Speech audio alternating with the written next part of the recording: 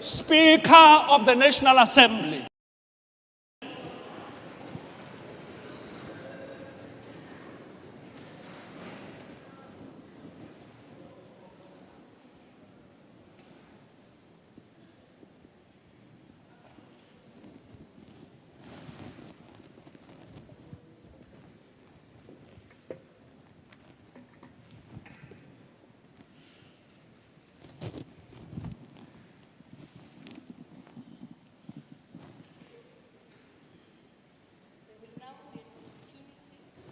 For silent prayer or meditation.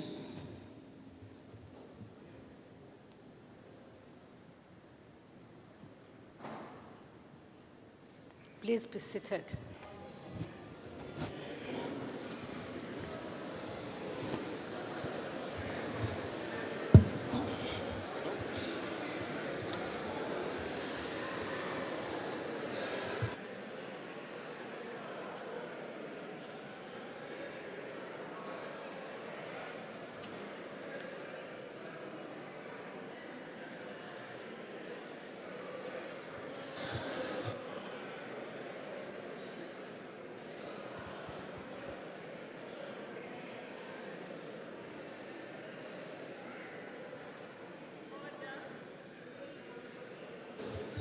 Order, honorable members.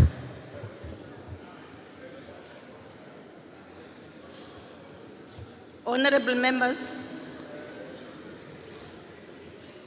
before proceeding with the debate, I would like to thank all honorable members for making the effort to be here at such a short notice. This is the second fully physical sitting of the National Assembly following the COVID-19 and the parliamentary fire which destroyed our chamber.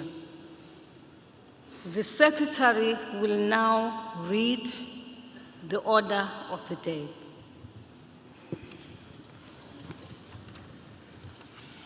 Consideration of the report of the independent panel established in terms of Rule 1294Q to conduct a preliminary inquiry relating to a motion proposing an inquiry in terms of Section 89 of the Constitution of 1996. Honorable members, on the 22nd November 2018, the House adopted rules to provide for procedures to give effect to Section 89 of the Constitution. The report of the independent panel established in terms of these rules is now before the House, and after the debate in terms of Rule 12913, the House must resolve to proceed or not to proceed with an inquiry by an impeachment committee of the Assembly. Point of order.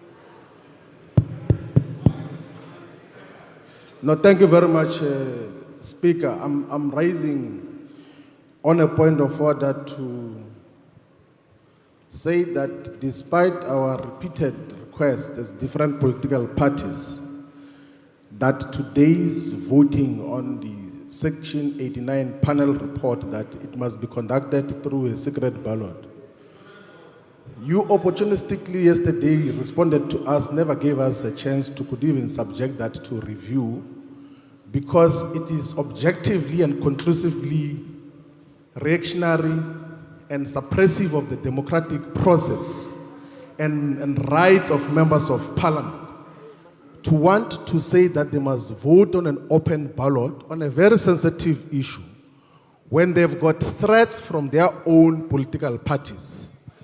The Constitution, the Constitutional Court, has said that we have got an obligation as members of parliament not to represent our parties, but to represent the people of South Africa without fear, without any form of intimidation. And now we are here in a situation which decisively should hold a president accountable. And you have denied us of utilizing a secret ballot, which in this basis is the only rational way to conduct this particular process. There is no any other way to hold a president accountable, because these members of parliament, Honorable member, majority of them are willing you. to then exercise their I've democratic right, understood but the you have issue denied you are us that raising. particular Thank you. opportunity. Take your It's seat. irrational what you Order. have done. Take your seat. Thank you. May you please take your seat. Honorable member, we are now at a point where the report is being tabled and there will be a debate, and maybe what you want to raise, you can raise it at that point. We are not at a point, honorable member, we are not at a point where we are voting or not for the report. We are not at that point.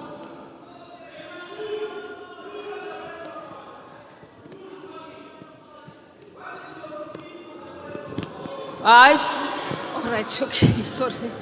Honorable Dr. Dlozi, let me start. The person that pen like a city,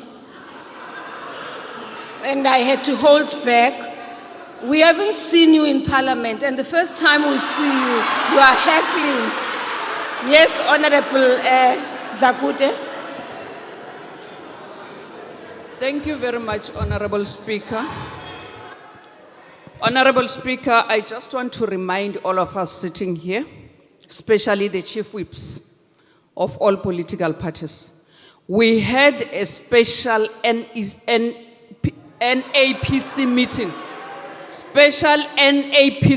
meeting, where this matter was discussed. So today we are dealing with a report.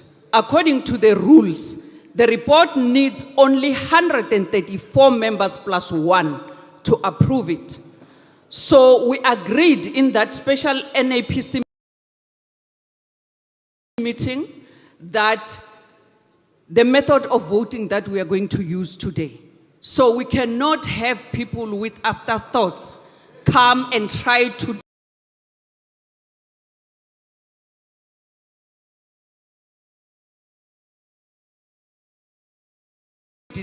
derail the proceedings of this House. So the method of voting was agreed.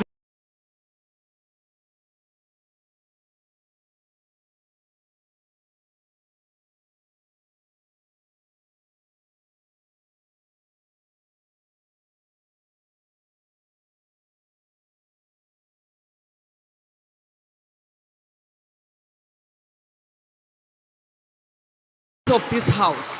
So the method of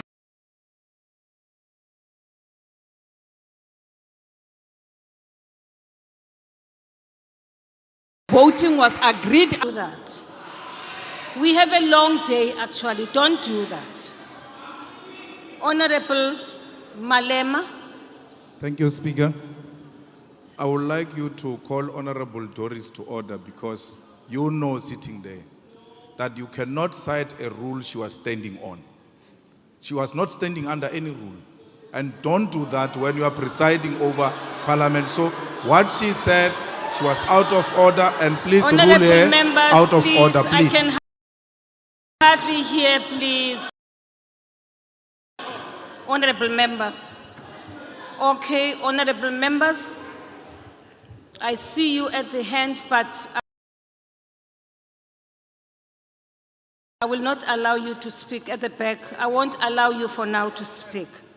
Allow me, honorable members, to make this ruling. Honorable members, the Speaker is empowered to exercise her discretion in determining the voting method to be employed to decide questions before the House, where no voting method is prescribed in the rules of the Assembly. In deciding whether to have an open or secret ballot on the vote, the Speaker must be guided by the constitutional requirement to enable effective accountability while simultaneously maintain transparency and openness. For the Speaker to deviate from the principle of openness, it must be established that an open ballot is not likely to ensure effective accountability, and that circumstances exist that would most likely prevent a free expression of the will of the members of the National Assembly. Honorable members, I have considered the request for a vote by secret ballot and have communicated my decision and the reasons for my decision in this regard. It is sufficient, please lower your hand until I finish, please. It is sufficient to reiterate that a parliamentary environment is always a highly politicized space and can never be entirely free of political tensions, either between or even within parties. I do not believe that the atmosphere is so toxified or so highly charged that members of the sub-assembly would be prevented from exercising their vote on this question in accordance with their conscience, using an open voting procedure. This is borne out by the various views that have been freely and publicly expressed over the last days. I further wish to reiterate that an open and transparent procedure followed by the Assembly to exercise this important decision on the Section 89 Independent Panel Report can only bring about public trust and confidence in the National Assembly and our democratic dispensation. I therefore stand by my decision to decline the request for a vote by secret.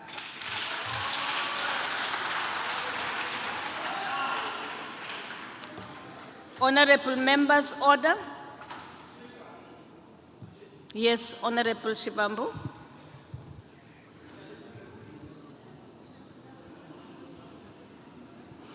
We want to stand to reject that decision, and then we want to express that through a vote.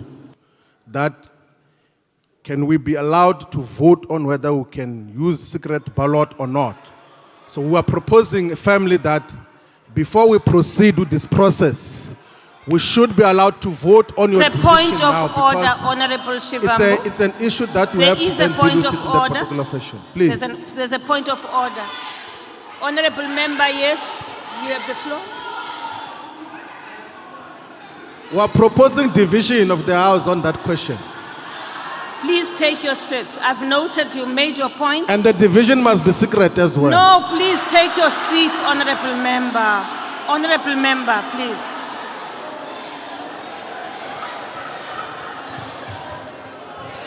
Honorable member. Honorable member, behind the mic here. Behind the podium. Yes, you may have the floor. Thank you, Speaker. Honorable Peggy Hadebe, Rule 8, Sub-Rule 3 and Sub-Rule 2, read in conjunction with Rule 92, Sub-Rule 11. Speaker may make rulings, and all members are obliged to comply with the rulings. The ruling of the Speaker cannot be questioned, challenged, or questioned in this House. I so move. Thank you. Speaker. I thank you, Honorable Member. Speaker. Hold on, Honorable Members. Speaker, I've been raising my hand. I've seen you and I noted you. Take a seat. Sit down, take a seat. Honorable Zungula, take a seat. Don't shout. Take your seat. I will give you an opportunity. Take a seat. Take your seat. Do not shout. Take your seat. Do not shout. Honorable members, Honorable Malema, Honorable, shouting actually, Honorable Malema, you are.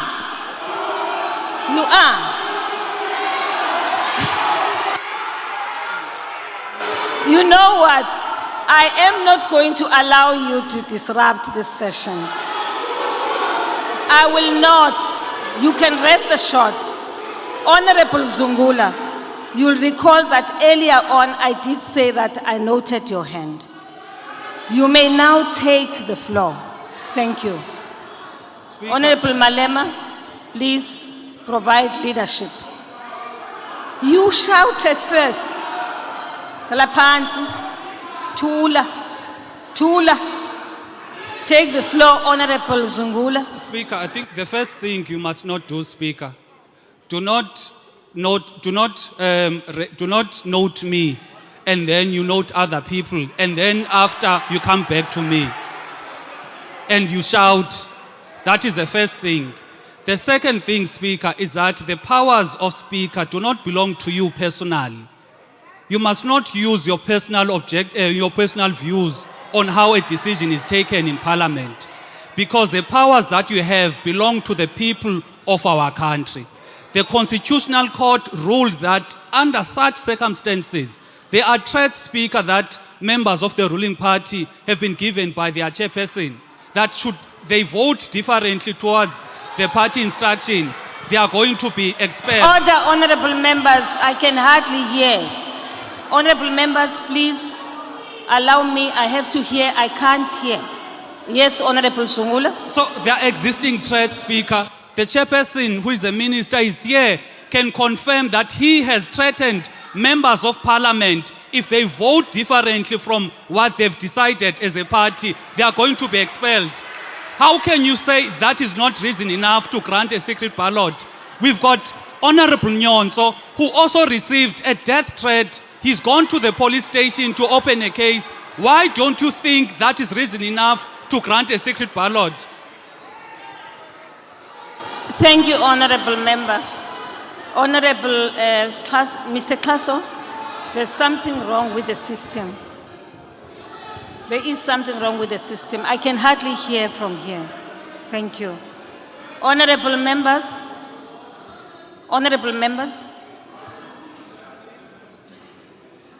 I have made a ruling, honorable members, and I propose that we proceed with the debate on this matter.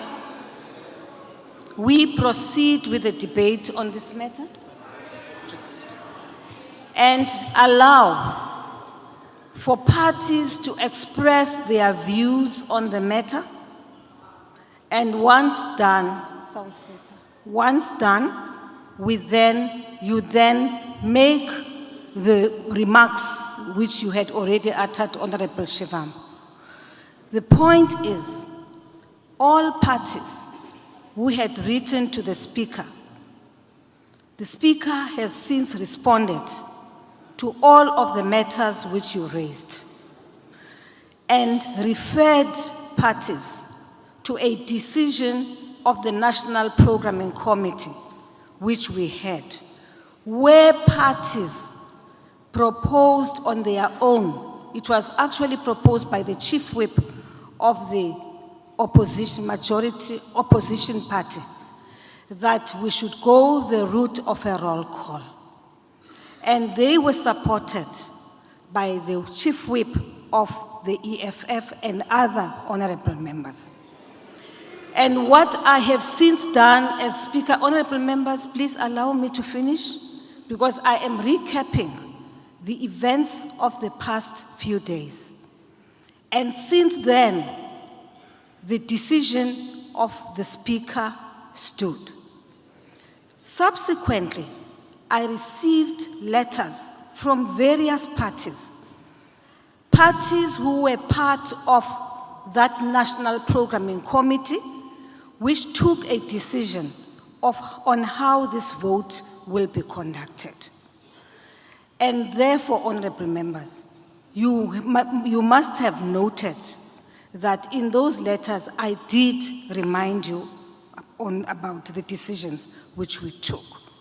And it is on the basis of that, honorable members, that I am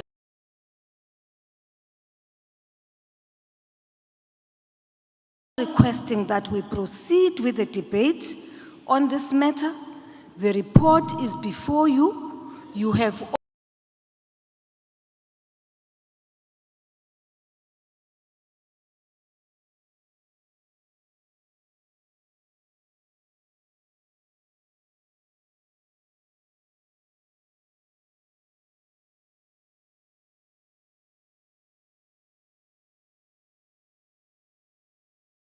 is before you. You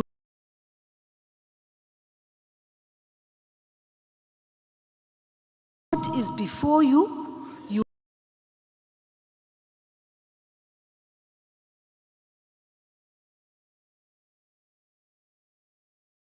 have all.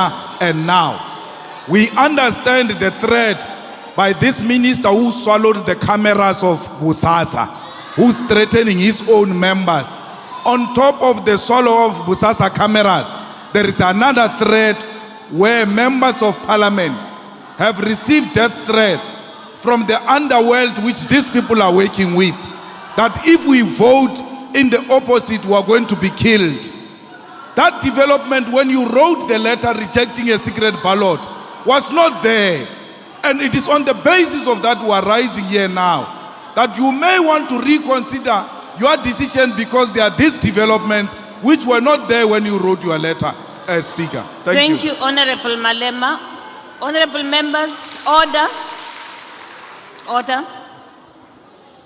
Just as a reminder, I have received, no man, you can't make reference to somebody being a liar here now. Honorable members, in all the letters which I have received from political parties who are appealing the decision of the NCA, of the National Programming Committee,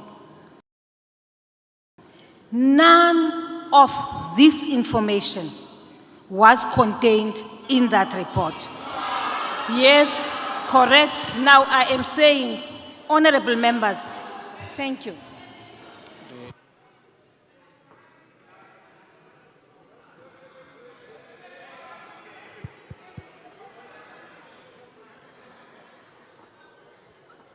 Honorable members, I'm informed by Mr. Xaso that this morning there was a case which was reported to the police. Honorable members, please, man, let's not be rowdy. Just listen. Allow me to finish. I have made a determination on the basis of your own submissions. I've also made a determination on the basis of the National Programming Committee meeting which we held last week, right? Now, and I did apply my mind to that. And I took a decision based on the submissions, but also based on the decision of the NAPC. And now, the police, I am informed by Mr. Xaso, are currently investigating that matter. So that matter right now is not a subject for discussion. What we are discussing is the report before us, honorable members. That is what we are seized with now. It is the report before us. Honorable, there was, did I recognize you? Okay. Yes, Honorable Mente.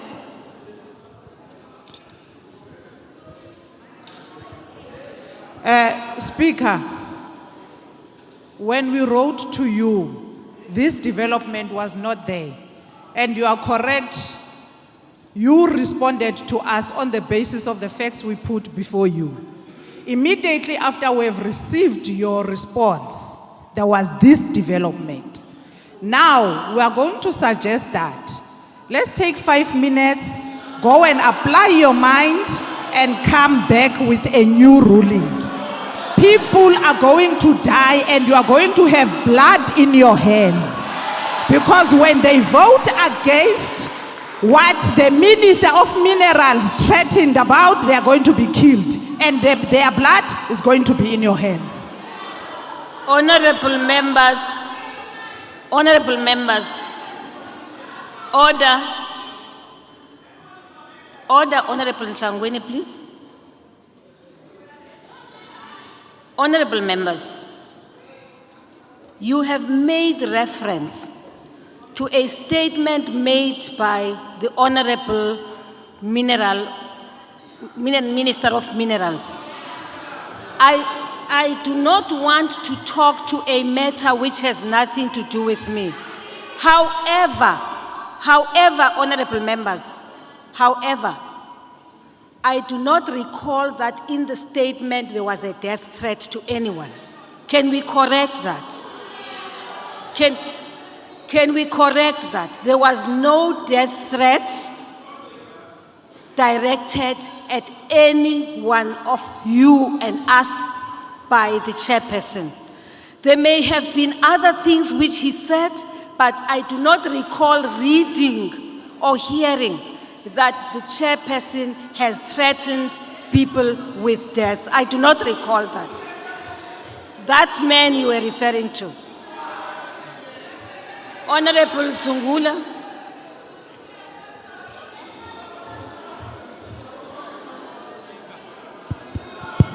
Speaker, Yes, Honorable Zungula, when you responded, Speaker, to our followed letters, by Honorable Khatebe. when you responded to our letter, Speaker, you never dealt with the issue of the national chairperson who was threatening members of parliament. In all of your letters and responses, that has not been addressed. That is the first thing. The second thing, Speaker, is that last night, members of parliament received death threats via SMS stating should they vote in favor of the report, their days are numbered. That is last night. Now, I want to come to you again, Speaker, and say I agree with the submission by Honorable Mende. If you want to take 5 minutes to apply your mind again, please do so. But your decision that the voting method today will be via an open method, that decision is irrational. That decision, Speaker, does not take into account the circumstances that we find ourselves in, where members are threatened on their lives, they are threatened on their livelihoods. So please apply your mind once again. Thank you. Thank you, Honorable Member. There's a hand there. I'm sorry, Honorable Member there. Yes, please. Thank you, Honorable Speaker. Honorable Khatebe, I was referring to Is it that Khatebe member or there. myself? Sorry, Honorable Pando. Honorable Member. Oh, Honorable Pando, you may proceed. Honorable Khatebe now is... Thank you very much, Honorable Speaker. I rise in terms of the rules, both with respect to how we should address honorable members of the House. You allowed, Honorable Speaker, members to refer to Honorable Dlakude as Doris, which is unparliamentary in terms of the rules.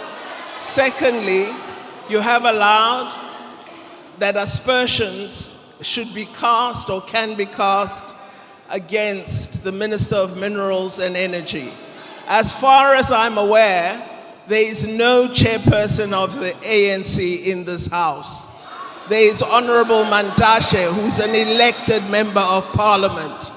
And I would ask, Speaker, that given these spurious points of order by people who are afraid that their Phantom 42 will be proven to be phantom, they are now merely misleading the House and delaying a debate they know they have lost. I therefore request you to allow the House to proceed, Honorable Speaker. I thank you, Honorable Member. Honorable Members. Yes, Honorable Khatib.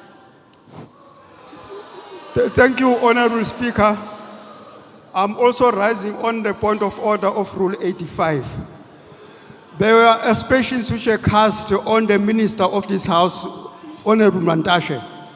I think that whatever was raised against him, it can only be done through the substantive motion. So I think that there must be a ruling around that.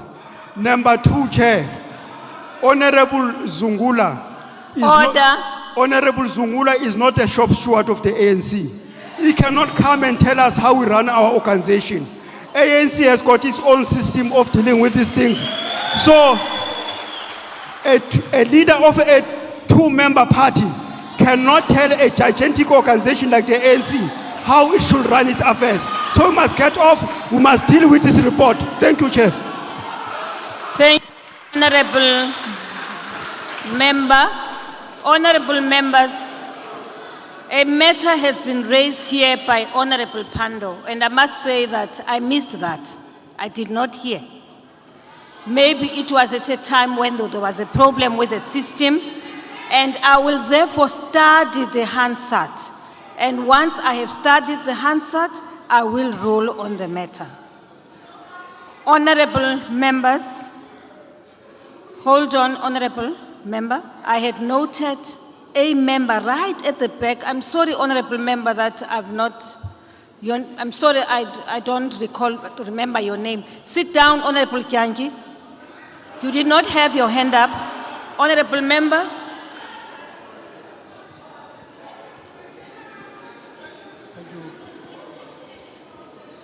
Yes. Thank you very much, Honorable Speaker.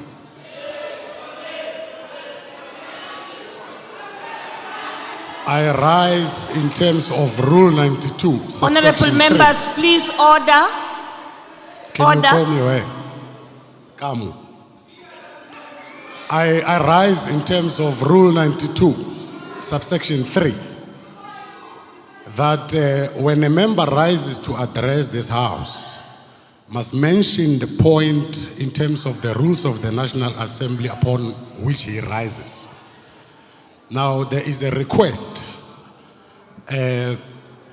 from my far right that some self-appointed shop stewards have been making reflections on the discussions that we had earlier on as a movement called the African National Congress. It is incorrect for people to speak on our behalf. It is wrong for people to suggest that we have been threatened if they are not bringing that as a substantive motion as per Honorable Khatib. Let us not be subjected to political gymnastics and people who are dreaming about some discussions that they are afraid to undertake. Thank you very much. Thank you very much, Honorable Member. Honorable members, I am now ruling on this matter. And that ruling is that I have allowed you adequate time to raise at times spurious points of order, and I will not allow for a continuation of that now. I now rule that we proceed with the debate on the report, honorable members.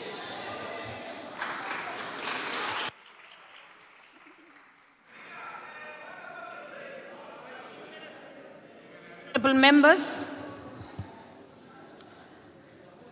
we now proceed with the debate on the independent panel report, and I now call on the Honorable Chief Whip of the Majority Party.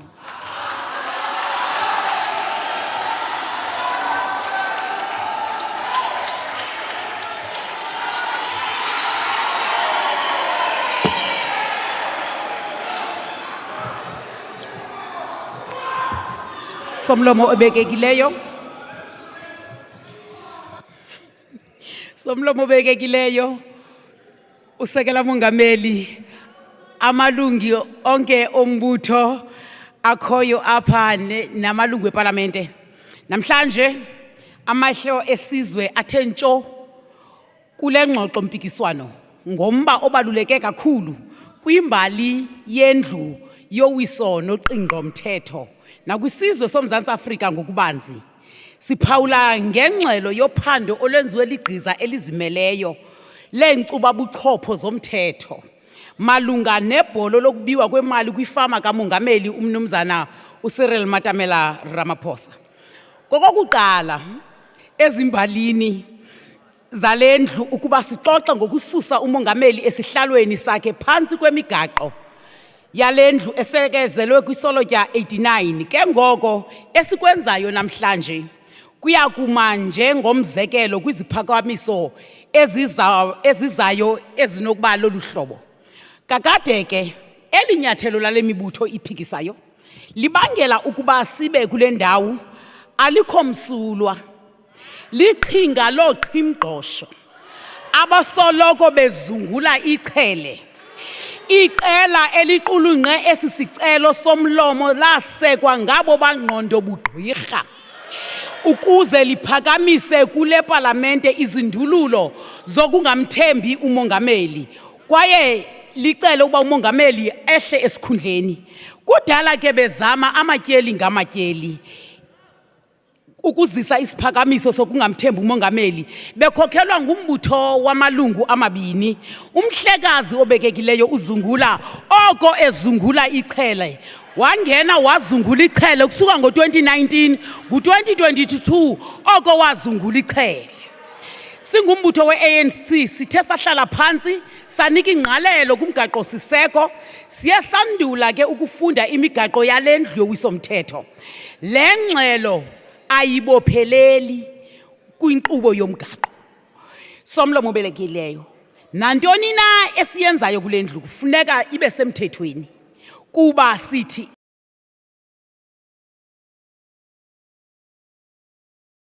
abaqulunqi bomthetho asikwazi ukukekela ke sizenze unonkala sihambe ngokwemfuno zamaqela aphikisayo kuba wona efuna isiphumo esithile. Kudala sibacenga ogxa bethu into yoba ukuba ngaba nifuna ulawulo makubhekwe ebantwini evotini khona ukuze nibuye nilawule kakuhle. Ngoqinisekileyo ke le nkqubo sikuyo ekugqibeleni iza kugqitywa ngento yoba sivote into yoba ngobani abayixhasayo nabangayixhasi le ngxelo. Ngoko ke kukho abanenjongo ezizezinye kule nto sikuyo. Eli gqiza ngokwalo liyavuma into yoba ixesha libe lincinane kakhulu. Honorable Member, I'm sorry, Honorable Chief Whip of the Majority Party. There's a point of order from Honorable Kwankwa. Yes, Honorable Kwankwa. Okay. Nkosi, thank you very much, Speaker. Salapansi. I rise on a point of order and parliamentary language. And Uthe uChief Whip zinengqondo zamagqwirha uthi siyathakatha. Sicela irhoxiselo. Okay, thank you very much. Thank you. Honorable Chief Whip, will you please withdraw that akuna magqwirha apha? Withdraw, Honorable Chief Whip. Hayi ndizawurhoxa kodwa ibingatsho uba bangamagqwirha ibithi ngqondo bugqwirha. Kodwa ke xa utshoyo somlomo ngokuzithoba ndiyarhoxa. Enkosi, thank you. Proceed. Igqiza ebeliphanda likhokhelwe nguJustice Ngcobo libhale ingxelo likhokhelwa bubulungu nobungqina obubekwe phambi kwayo. Eli solotya likwingxelo lihlwayela imbewu yentandabuzo kwabaninzi abaye bayifunda le ngxelo. Baninzi ke oompondo zihlanjiwe bezomthetho abathe besakuyifunda le ngxela bakhwela bezehlela kwigqiza. Thina siyi-ANC siyayihlonipha indima ethathwe leli gqiza kwaye asinakuze sihlasele nakanye sithi bawenzile umsebenzi. Ithi loo nto thina balapha kule ndlu yoqingqo mthetho funeka siyebuyele siyolungisa ii-rules zethu ngoba zenze bangakwazi usebenza ngokugqibeleleyo. Somlomo obekekileyo nendlu leyo yowisomthetho. Igqiza elizimeleyo alikwazanga ukufikelela kwinqontsonqa yobungqina bokuchaza ukuba umongameli waphule mthetho mnina kwisinina.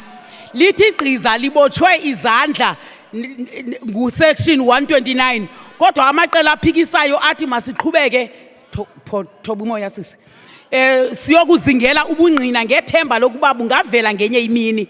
Thina singumbutho wesizwe sithi kungxanyelwe phina nto zakuthi sisho ukuba amaziko asibhozo ayaphanda masivumele lamaziko aphande aqoshelise kuphanda amapolisa kuphanda uvimba womzantsi Afrika kuphanda iNPA kuphanda umkhuseli woluntu masibalinde baphande baqoshelise hleze ke emva kuba beqoshelisile singabuya size apha kulendlu sizothetha into yimbi okwangoku asinazo iinkcukacha ezaneleyo somlomo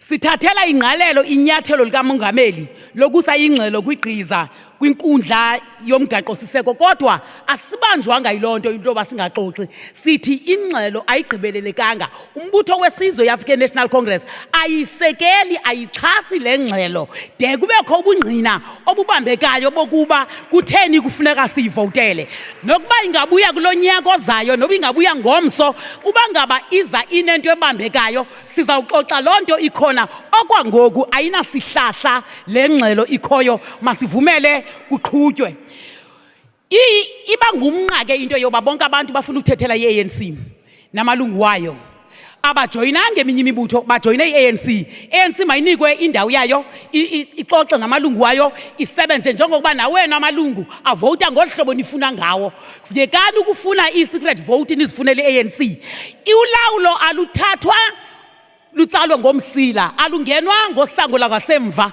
ubheka pha ujongane nevote uze abantu bakubeke sithi ke okwangoku asixhasi lengxelo siyi-African National Congress sithi makuzobunye ubungqina esinokwazi ubuxhasa manibulele kakhulu somlomo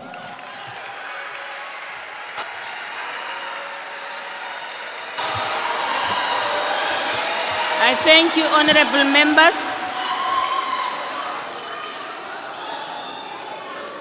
I thank you, honorable member. The next on the floor will be the honorable, the leader of the opposition.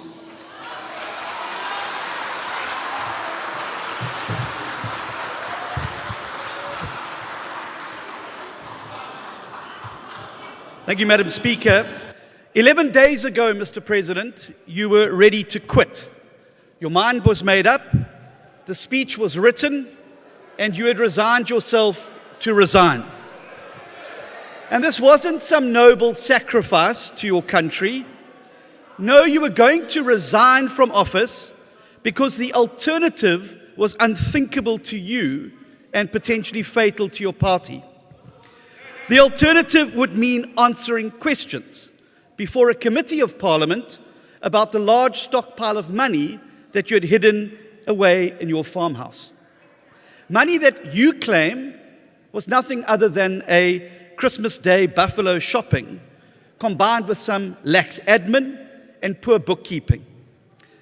But let me assure you, Mr. President, not many people in this House, and even fewer people out there, believe that you have been truthful about the origin of the money, why it spent 2 months hidden in your sofa, what you'd intended to do with it, or why you tried for 2 years to cover up evidence that it ever actually even existed. Those questions all remain unanswered. And it was the prospect of having to answer them under oath that convinced you to write your resignation speech. That is how damaging the Phala Phala truth is to you personally, and clearly also to your party. And it was only when your ANC comrades reminded you about how the ANC normally deals with these inconveniences, how easily the ANC is willing to abuse its majority in this House to crush any notion of accountability, that you then decided to cancel your resignation. Satisfied that the protection of your caucus would make the questions simply go away, you decided then to step back into the ring. And of course, we've been here before, and not so long ago. We all sat in this House, debate after debate, vote after vote, and watched the ANC majority shield Jacob Zuma from half a dozen motions of no confidence and one impeachment vote. We had to watch an embarrassment as shameless MPs all nodded in agreement with the ridiculous firepool video. Our parliament became the laughing stock of the world as 250 grinning and heckling ANC MPs reduced this once august House into a mindless defender of the indefensible. And when Judge Zondo wrote his final report on state capture,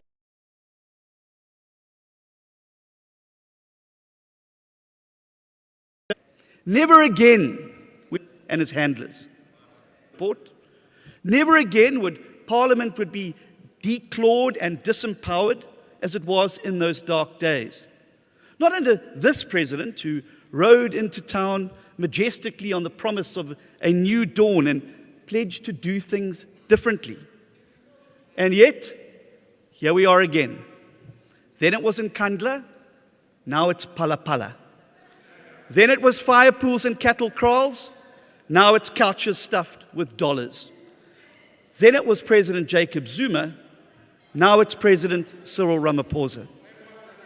But it's exactly the same modus operandi. As long as you got the numbers in Parliament, you can make any scandal go away. And if that's how you intend to vote today, in one unified shield against accountability and oversight, just like you did in the Zuma days, then shame on you. And President Ramaphosa, if that's what you expect and demand of your caucus, after everything we've been through in the wake of state capture and the Zondo report, then you, sir, are no different to your predecessor. So I ask that every member thinks carefully about what today's vote means. We're not voting to find a president innocent or guilty. We're not weighing up evidence to reach a verdict. That will only happen later. Today is about letting due process take its course. It's about acknowledging, as the authors of the report did, that there are big questions that remain unanswered, and that it can only be solved by an inquiry undertaken by this House. And that is the test before us today. Have we learnt anything from the past, or are we prepared to once again break our Parliament in defense of a leader who doesn't want to be accountable? Our country cannot afford the turmoil that will come with the president fighting for his political life and his skin. We don't have the luxury of time, and we're in trouble. We have an electricity crisis. We have a crime crisis with our citizens under daily attack. We have an unemployment crisis where 43% of our citizens, most of them under 30, cannot find a job. For 60 million South Africans, these crises are real. And we need a president with both hands on the wheel, both eyes on the road, and a head in the game. And so, honourable members, you do have a choice today. And the world is watching your decision. So I ask every member in the House today, remember your oath of office. Remember who you're meant to serve, and then vote in favour of adopting this report. Thank you. I thank you, Honourable Member. The next speaker is the Honourable J.S. Malema. Thank you very much, Speaker. Mr. President, we must begin by expressing our deepest disappointment in you as an individual who has been celebrated as one of the architects of the Constitution of South Africa. On the 10th of December 1996, you sat head and shoulder with President Nelson Mandela and committed this country and yourself to abiding by the rule of law and to protect and defend the Constitution that President Mandela signed on that day. You vowed in front of the world that you will hold sacrosanct the ideals of accountability and transparency which is enshrined in the Constitution without fail. Today, 26 years after you held Nelson Mandela's hand, lifted our Constitution high into the air, you stand as the greatest enemy of constitutionalism and accountability. As a so-called architect of the Constitution, you have resolved to take Parliament of South Africa to court to avoid constitutional obligation of accountability. As a so-called crafter of our democratic dispensation, you are accused of engaging in activities that characterized a criminal underworld. As a so-called champion of accountability to masses of our people, You today avoid scrutiny and questioning like a fugitive. Mr. President, your reluctance to allow inquiry into the activities of Phala Phala farm are shocking and concerning. You are so desperate to avoid any type of investigation into the crimes that have occurred at and in relation to a Phala Phala farm that you have decided to spit in the face of the freedoms and institutions so many fought and died for. It is concerning because it means worse has happened in the farm that you do not want people of South Africa to know. Instead of using the process of the impeachment inquiry to clear your name, you have mobilized your party to fight against an attempt to discover the truth of what happened in Phala Phala farm. Mr. President, you stand accused of theft from the people of South Africa. You stand accused of violating your oath of office and of violating the Constitution. You have stashed money in mattresses and allegedly avoided paying taxes. It is now accepted fact that you did not declare millions of foreign currency kept in your sofas to the South African Reserve Bank. It is now an undeniable fact that you have engaged in paid work while occupying the office of the President of South Africa. It is an undenied fact that your answers regarding Phala Phala farm are unreliable because they change depending on the audience you speak to. It has become clear that you have no intention of taking responsibility for the crimes of Phala Phala farm because at every opportunity you blame vulnerable staff members of the crimes, staff members who can only operate under your instructions. If you are not blaming staff, you are compromising investigative institutions and casting aspersion on those who make damning findings. You have degenerated and you are clinching to power under the instruction of a faction that is desperate to control the levers of state power at the expense of the people of this country. Mr. President, I want to remind you that I warned you of surrounding yourself with yes men and women who will ill-advise you in the interest of their stomach. I warned you that you should not allow factionalism to dictate the decision you take when it comes to South Africa. I warned you that the Ruperts and the Oppenheimers will not be there to defend you when we ask you to account for the decisions you implement on their behalf. I warned you of how patronizing factions can be because they will never tell you the truth. Now you have decided to take your very own parliament to court because you have allowed factions to guide your decision-making instead of your integrity and conscience. You have engaged in questionable activities such as alleged laundering of money, the abduction of suspects of crime, the misuse of state resources because the Ruperts and the Oppenheimers made you feel like you are untouchable. Today, we are touching you because you are not in the pockets of your faction or your handlers. We are touching you because we knew that white monopoly capital will use you and toss you aside. Mr. President, you should be ashamed that you have become the enemy of what so long defined your legacy. Mr. Cyril Ramaphosa, we declare without fear of contradiction that you are an enemy of the Constitution of South Africa. From today, you will be treated like a real constitutional delinquent. No amount of numbers can intimidate us into silence. We have done this before, we will do it again. What if the President of South Africa is a spy? What if the spy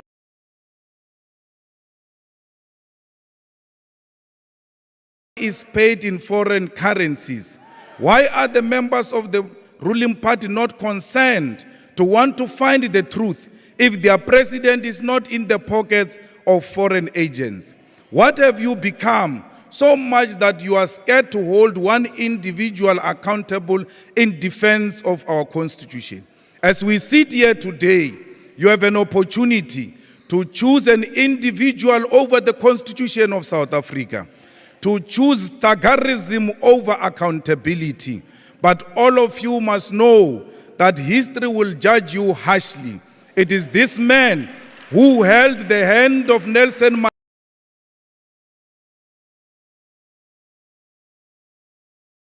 Mandela and said the Constitution of South Africa is above all of us. Today is the same man who's peeing on the Constitution of South Africa.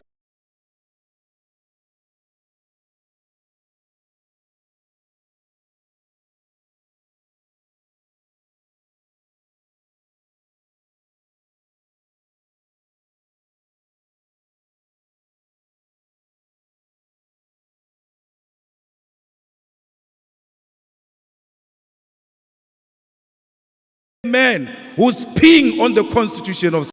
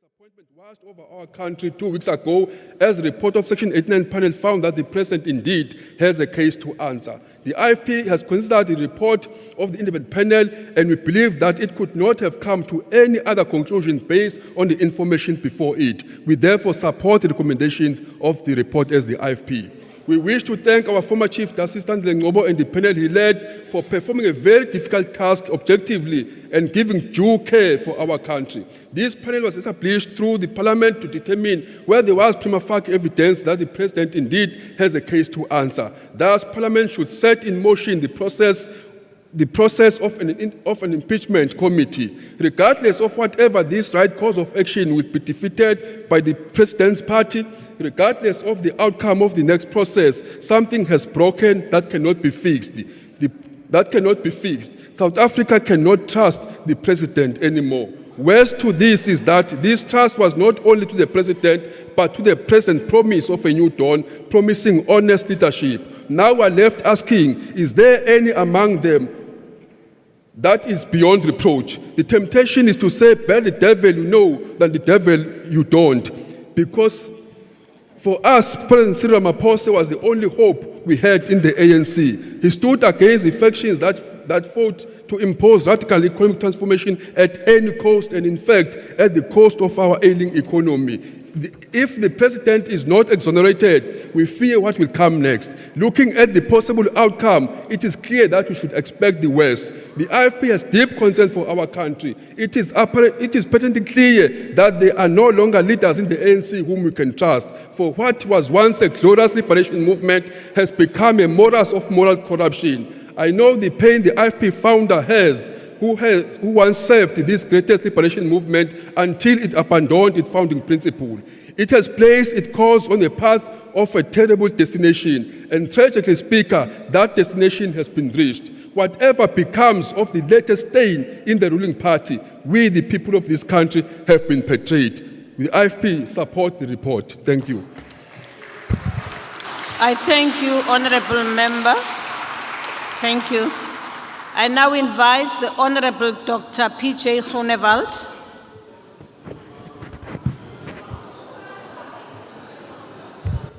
Geachte Speaker, on the 9th of June this year, we had a debate on the Phala Phala issue in this House. Yes, we did. And my advice to the Honorable President was to come and take the public in his confidence and give the answers. Because the President is on record where he said that he did nothing wrong, that he didn't break any law. So then it is just common sense that if you have nothing to hide, that you will come forward and take the people of South Africa in your confidence and give the answers. But again, the President decided differently. Now, firstly, there's no doubt that in this whole issue, the decision of the President is not in the best interest of South Africa, but only in the best interest of himself and in the best interest of the ANC.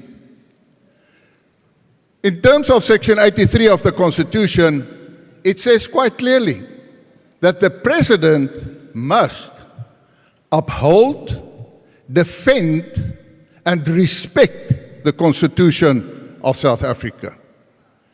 Now, Honourable Speaker, if the President had respect for the Constitution, he will avail himself to be accountable to the National Assembly.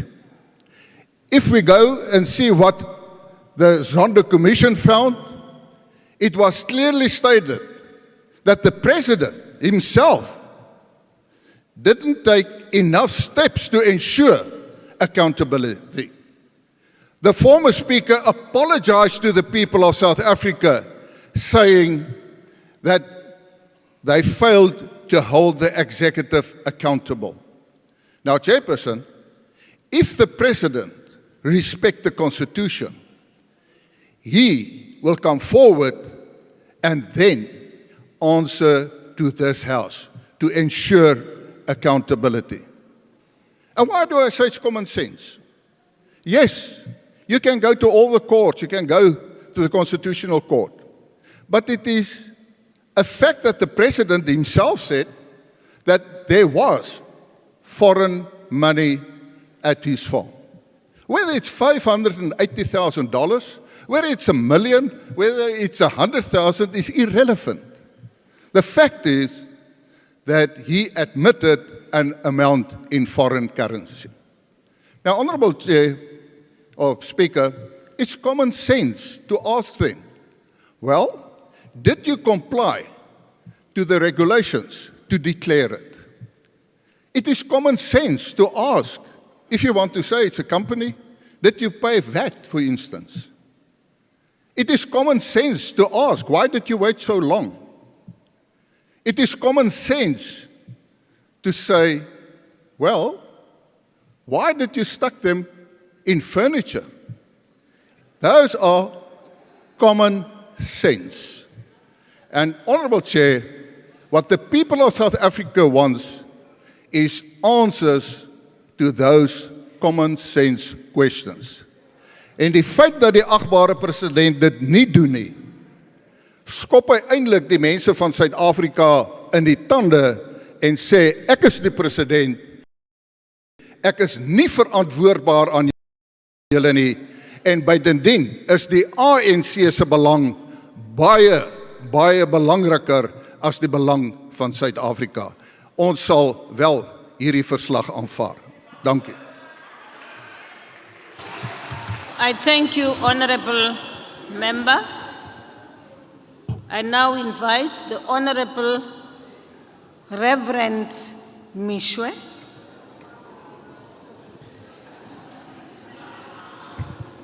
Thank you, Honourable Speaker. I stand here on behalf of the ACDP to support the report of the Section 89 Independent Panel and its recommendations. On the 9th of December 2022, I wrote a letter to the Speaker of the National Assembly requesting her to review her decision to apply an open voting procedure for today's crucial consideration of the panel's report. On the 11th of December, the ACDP's Deputy President, Honourable Wayne Thring, again petitioned the Speaker to allow members a secret ballot for this debate. Both requests were declined. Honorable Thring's petition to the Speaker was made after an article appeared in the Sunday World on the 11th of December, in which Honorable Mantashe was reported to have told ANC members to, and I quote, "toe the line or leave the ANC," close quote. And the ACDP believes this reported threat by the ANC's chairperson will prevent ANC MPs, in particular, from holding the executive to account and upholding their oath to, and again I quote, "perform my functions as a member of the National Assembly to the best of my ability," close quote. It is disappointing, Speaker, that a request for a secret ballot for today's debate was not granted because evidence suggests that some members of the ANC supported the panel's report but were strong-armed into voting their conscience for fear of losing their jobs. Speaker, even if the ANC bullies their members into voting against this report, the matter will not end here. The ACDP believes that President Ramaphosa has a case to answer. He is yet to tell this House how millions of dollars came to be at his Phala Phala farm and why he did not declare them to SARS, the Reserve Bank, and other financial regulatory bodies as required by law. He must still explain why the theft of that money was not reported to the police, and he must shed some light on who the Sudanese businessman, Mr. Mustafa Mohammed Ibrahim Hazim is. Is it true that Mr. Hazim carried the sum of US dollars to the value of 580,000 in cash to the president's farm? And if so, was that forex declared at immigration when he entered South Africa? The ACDP calls on President Ramaphosa to stop being evasive and be honest with the people of South Africa by answering the many unanswered questions. We further call on all members of this House, particularly the ANC members, to vote today for accountability, transparency, and according to their conscience, without fear or favor. Thank you.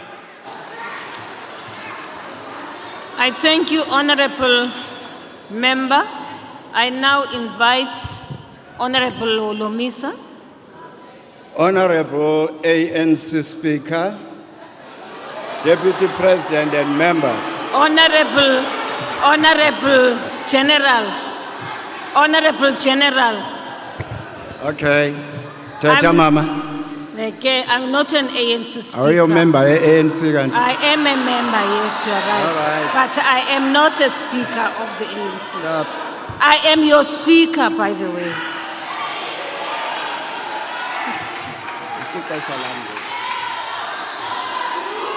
Order.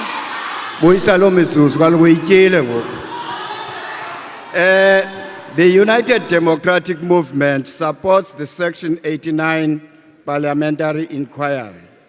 When the Section 89 independent panel was given the mandate to look into these allegations, we were all on board, and we must now let the entire process run its course.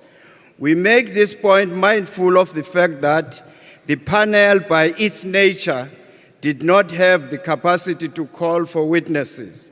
The UDM therefore believes the four main players in the case, like President Ramaphosa, Arthur Fraser, Benjamin Chauke, and Hazim Mustafa, must be given the opportunity to give their side of the story. However, let us not forget what is at the crux of this matter. The fact that there was a large amount of foreign currency hidden in President's furniture and how this cash crossed the country's borders. You will recall that the UDM made a submission to the panel detailing how Mr. Chauke, an advisor to the President, flew in and out of the country to facilitate the movement of illegal funds. It is not sufficient explanation and defense for Hazim Mustafa to purport to have declared $600,000 to customs, which falls under SARS. The South African Reserve Bank would need to have first duly approved the inflow of that amount of US dollars and require such to have been banked in any SARB licensed forex dealers and agents. In conclusion, the Section 89 panel has found that the President has a case to answer. Let there now be a full inquiry by Parliament, the very institution that elected him to office, and to which he is constitutionally accountable. Sithi mawubuye uMzantsi Afrika esiwuthandayo emaseleni mawubuye. I thank you, Honorable Member. I now give the floor to Honorable Zungula.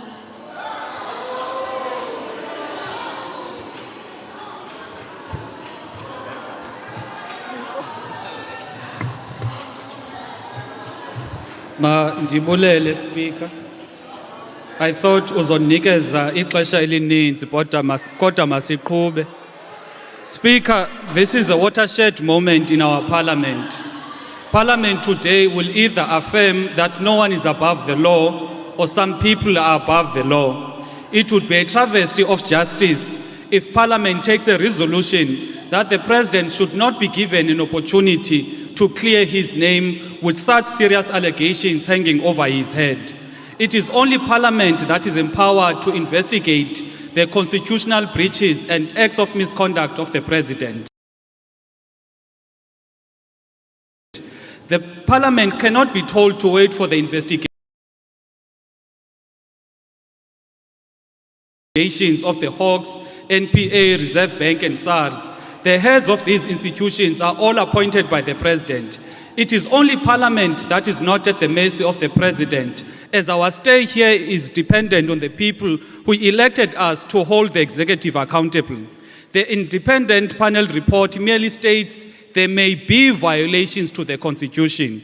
The impeachment committee may agree with the submissions of the President, and the case will be closed, unless, of course, the President has got something to hide. The only rational resolution Parliament can take is to have the impeachment committee. So all of the things the President is raising in a wrong forum, which is the Constitutional Court, can be dealt with here in Parliament. The Parliament commissioned a panel of experts. These experts concluded that Parliament may investigate the matter further. How can Parliament reject a report from a panel it mandated to look into the matter? A rejection of the report merely means Parliament is violating its constitutional mandate of oversight and accountability. Parliament can't shield the President who is elected to take Parliament and MPs to court for doing what the Constitution requires of us.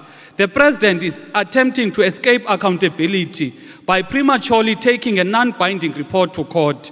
Mr. Ramaphosa can't want to be a president, yet he is against being held accountable. The President is actually undermining the judiciary. How does he trust the current justices in the Constitutional Court, yet is undermining the wisdom of the former Chief Justice Ngcobo? If the President and his supporters believe he's innocent and has nothing to hide, why is he fighting against a process that would clear his name? Members who refuse a resolution to establish the impeachment committee are actually violating their oath of office, which we saw to be loyal to the Republic. As members who took an oath to be faithful to the Republic, let's vote to adopt this report and establish the impeachment committee. Eyokugqibela, eyinsindanisizela yazi. You are made to defend into engayaziyo. You know nothing about Phala Phala, akho kwamali ezekuni, but you are made to defend into engayaziyo. Vote in support of your accountability. Vote in support of oversight. Thank you. Thank you, Honorable Member. I now invite the Honorable Heron.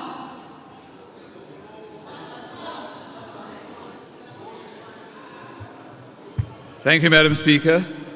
Madam Speaker, today the National Assembly finds itself at a crossroads.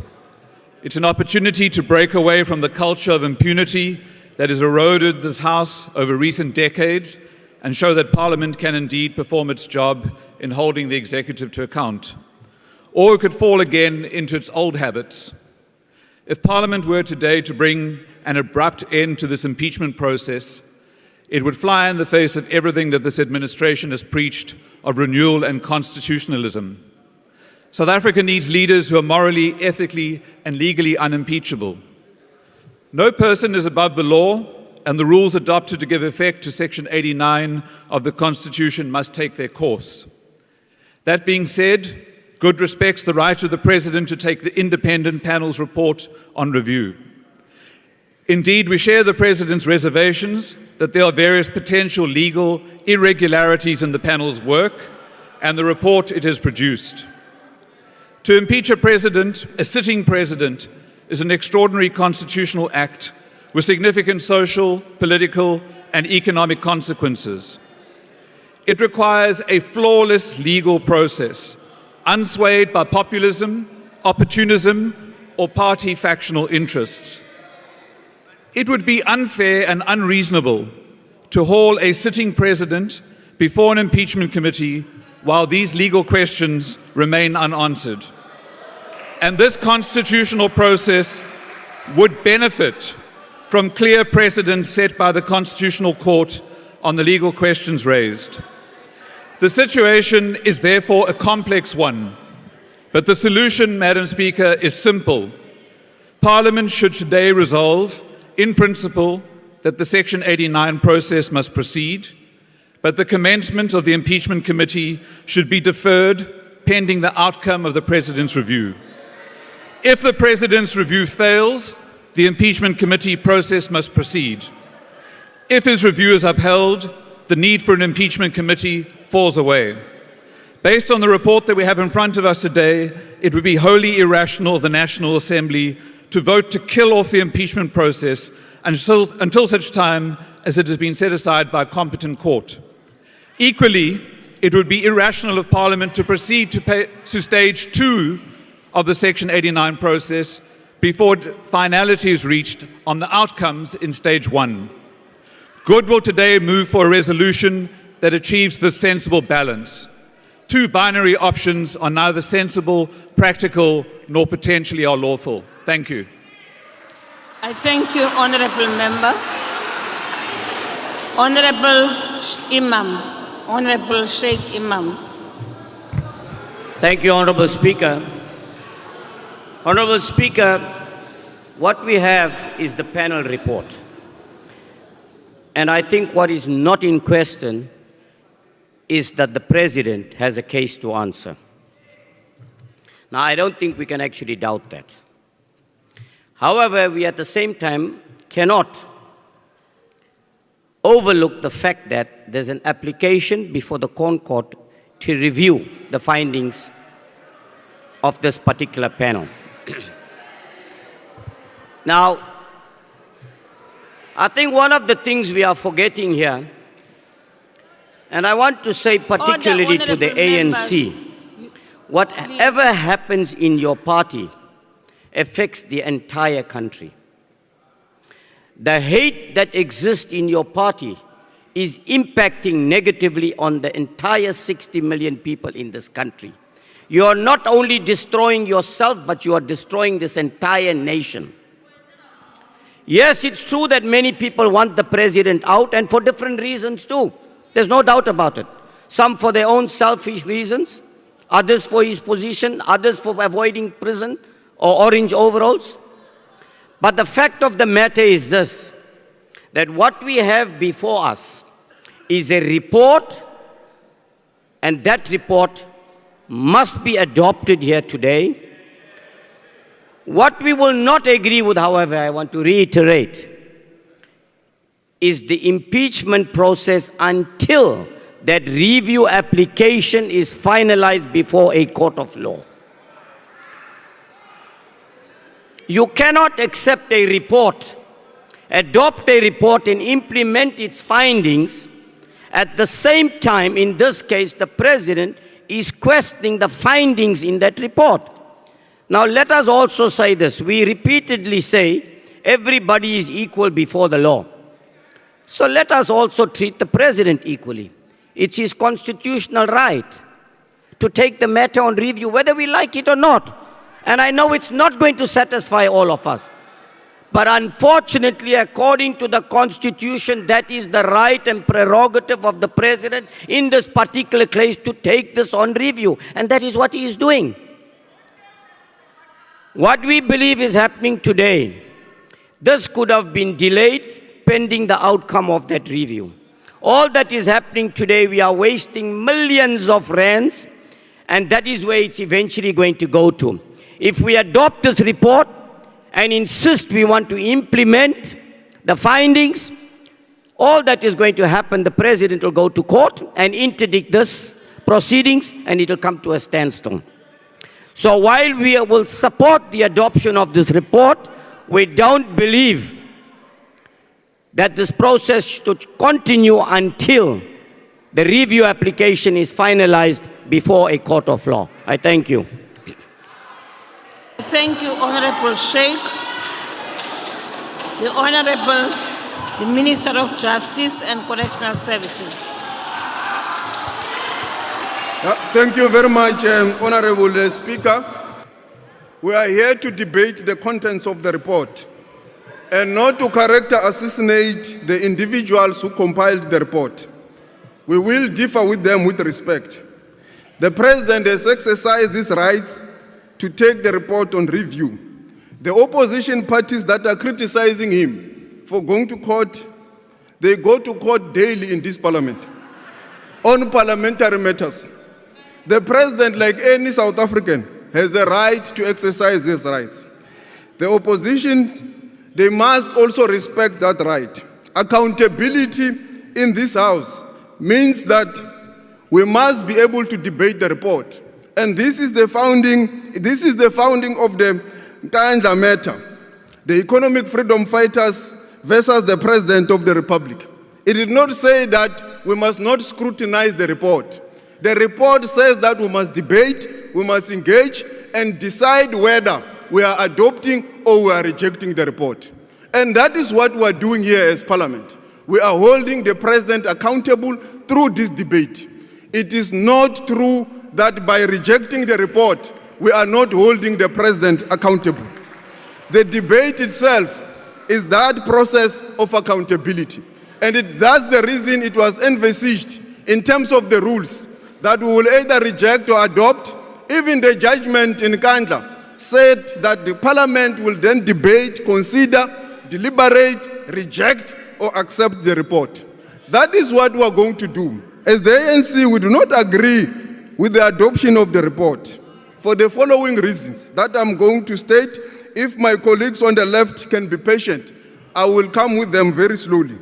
In terms of the rules of Parliament, in terms of these rules that Parliament has adopted, in terms of 129 GB, we can only commence the impeachment process if sufficient evidence exists. Does sufficient evidence exist? In paragraph 80 of the report itself, the panel says it did not have sufficient evidence.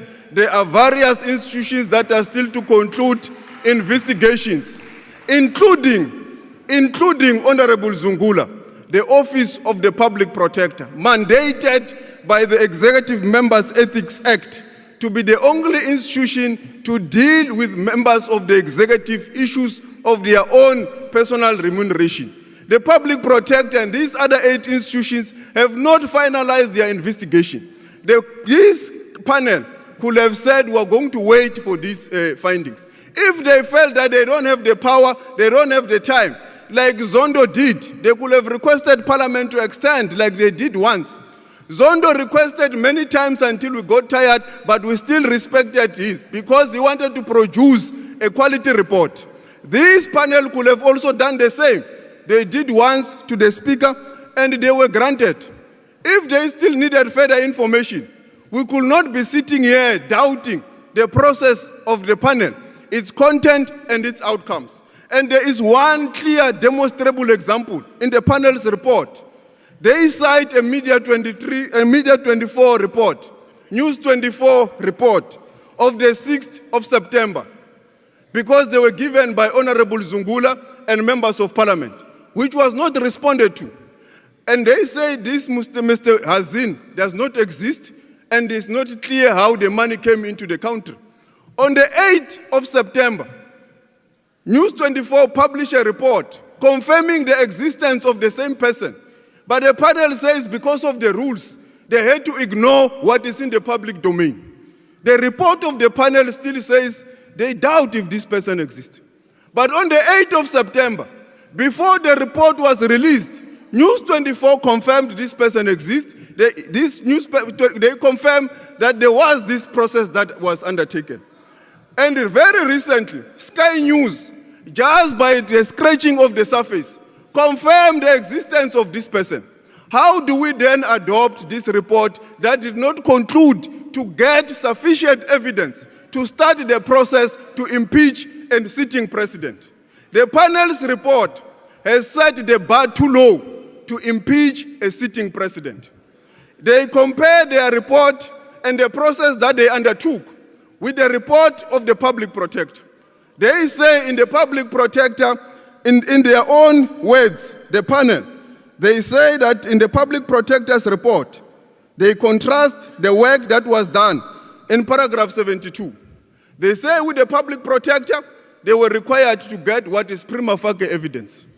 They say in contrast to this, they are expected to get what is sufficient evidence. But what the panel does, they conclude that no, this thing is the same. Both prima facie and insufficient evidence is the same. It cannot be the same.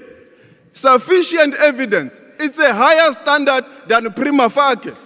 And that's why, even when you go into the Constitution, it speaks about the removal of the public protector. When it speaks about the president, it speaks about the impeachment of the president.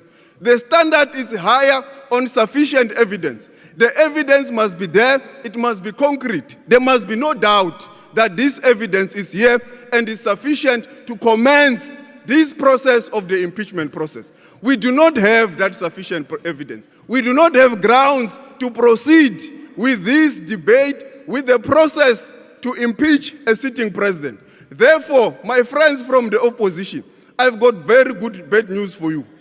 We will not support this report because it does not have what the rule says it must do. And I want to ask from the opposition, are you going to agree for your members to vote against the adoption of the report? Can Mr. Steenhuisen free your members to vote, because we have now convinced them that there is no sufficient evidence to impeach the president. We now know, Honorable Zungula, free your other members. They must not proceed because there is no sufficient evidence. There is no reason for your members to proceed because there is no sufficient evidence. What is being said and used here is just to blackmail the ANC. That the ANC, it does not want its members. The ANC has always been a constitutional organization, an organization that respects the constitution of this country. Like all members of the ANC, we are here debating because of the Constitution. We are here to hold the president to account because of the Constitution. We are here to hold all members of the executive ourselves because of the Constitution. We respect it. That's why we are here. We are not running away from the debate. If the president wanted to run away from the debate, he would have also interdicted the debate. But the president just took the matter on review to show that he has got grounds. He does not agree with the report.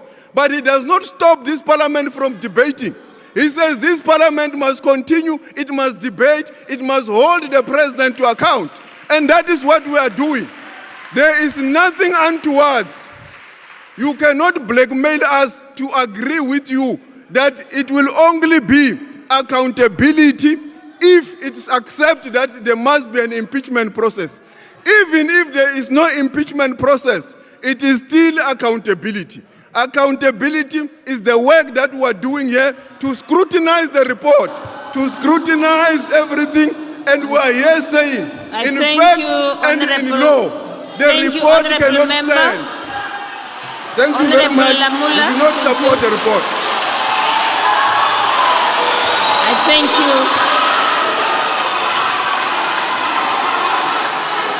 Honorable Jafta.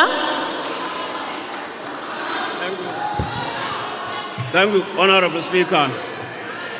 In the course of this debate, we will extensively cite the jurisprudence of the Constitutional Court dealing with the executive accountability. We will support this motion on principle, based on our commitment to protect and promote constitutional democracy. That is our default position, nothing else, Honorable Chief Whip. Parliament's independence must be understood against its broad constitutional role, which requires it to maintain effective oversight over the executive. This is important because in order to safeguard public resources from abuse and plunder, executive power must independently be checked. This independence is grounded in the Constitution, which requires the Assembly, I quote, to represent the people and to ensure government by the people under the Constitution, close quote.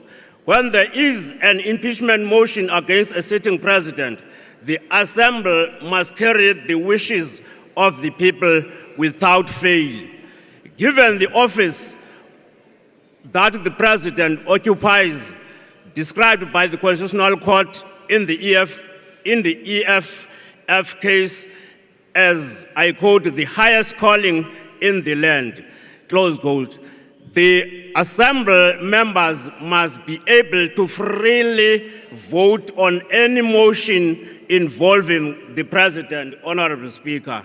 The court went further to say the nation pins its hopes on the President to steer the country in the right direction, accelerate our journey towards a peaceful, just, and prosperous destination. Honorable members, the Constitution is what must guide the President. He takes an oath of office to obey its tenor. We were told by the Supreme Court of Appeal in 1999 in Patricia DeLille versus the Speaker of the National Assembly that no president, however formidable be his reputation or scholarship, can perform any act which is not sanctioned by the Constitution. From a purely constitutional stand of view, the President cannot bypass the Constitution and its limits in the course of performing his functions. Honorable Speaker, our position on this motion is therefore informed by this rich jurisprudence. Accordingly, evidence must be led and facts sift through to establish the veracity of the claims made in the panel's report. Thank you, Honorable I thank Member. you. Thank you. Thank you. The next speaker, Honorable Matisha.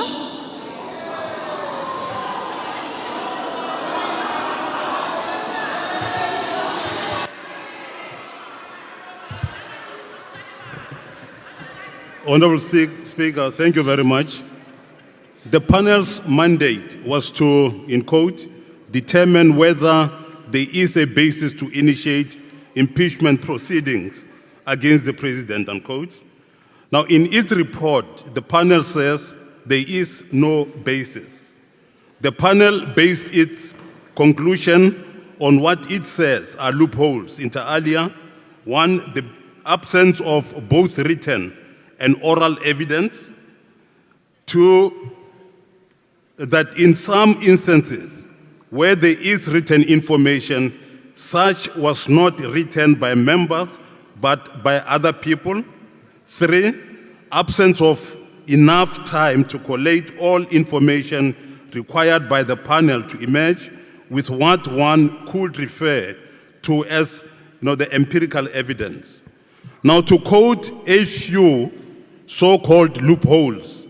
In paragraph 80, the panel says, quote, "We are concerned that we have not been given all the information that is available on Phala Phala issue."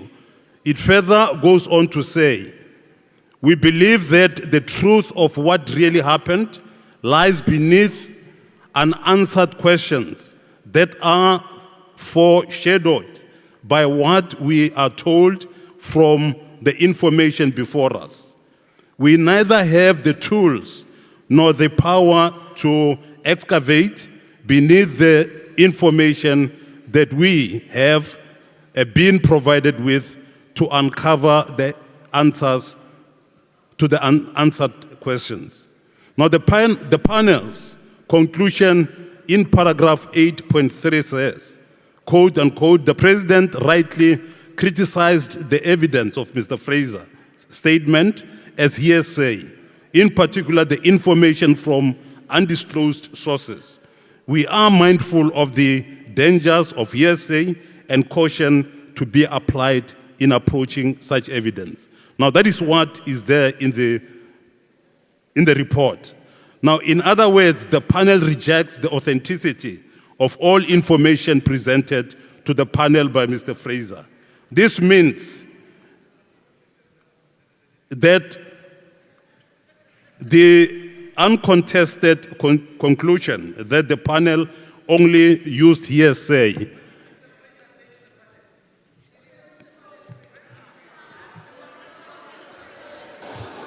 there is a problem here. Please. Okay. Order. Now, I must say that it is unfortunate that the panel failed to ascertain whether Rules 3.1 of Members' Ethics Act, 34.1 of prima, which could have without doubt given the panel the differences between the common law criminal offenses like theft, housebreaking versus corruption by president. The panel failed to respond to that question. The panel depended on the media, and I think that has been reported. I propose that we apply both legal and ethical routes so that we can depend on expertise and independence.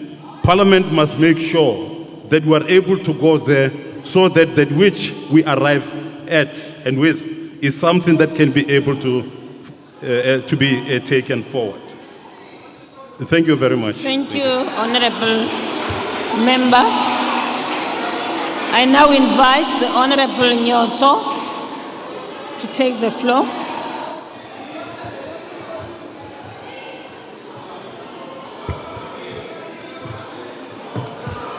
Speaker, this matter is cut and dried.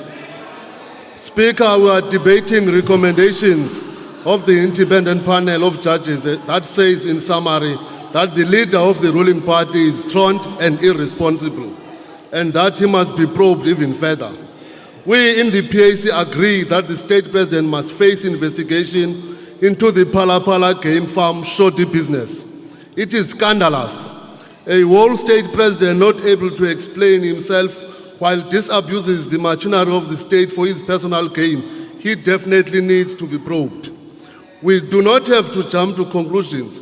However, the ladder of inference so far makes it difficult to us to avoid looking at the moral scruples of the governing party and its entire leadership. They have certainly lost the aura and gravitas of leading the people. The Tsotsis element have long taken over in the governing party. The thieves rule the roost. It is even questionable whether they have been in the liberation movement to fight for the restoration of human dignity and total freedom to a colonized African people. The Africanist pioneers, the founders of the PAC, saw this coming when you adopted the freedom charter in Kliptown. The inference we are able to draw from this is that their unscrupulous leaders only think about their stomachs and meaningless pleasure-seeking activities. This probe should not sidetrack us from the collapsing economy and dysfunctional state-owned enterprise under their watch. They face a long indictment list as we go to the voting stations in 2024. That is where the masses of the people will say their say. Azania deserves better. Thank you very much, Honorable Member. The next speaker is Honorable MGE Hendricks.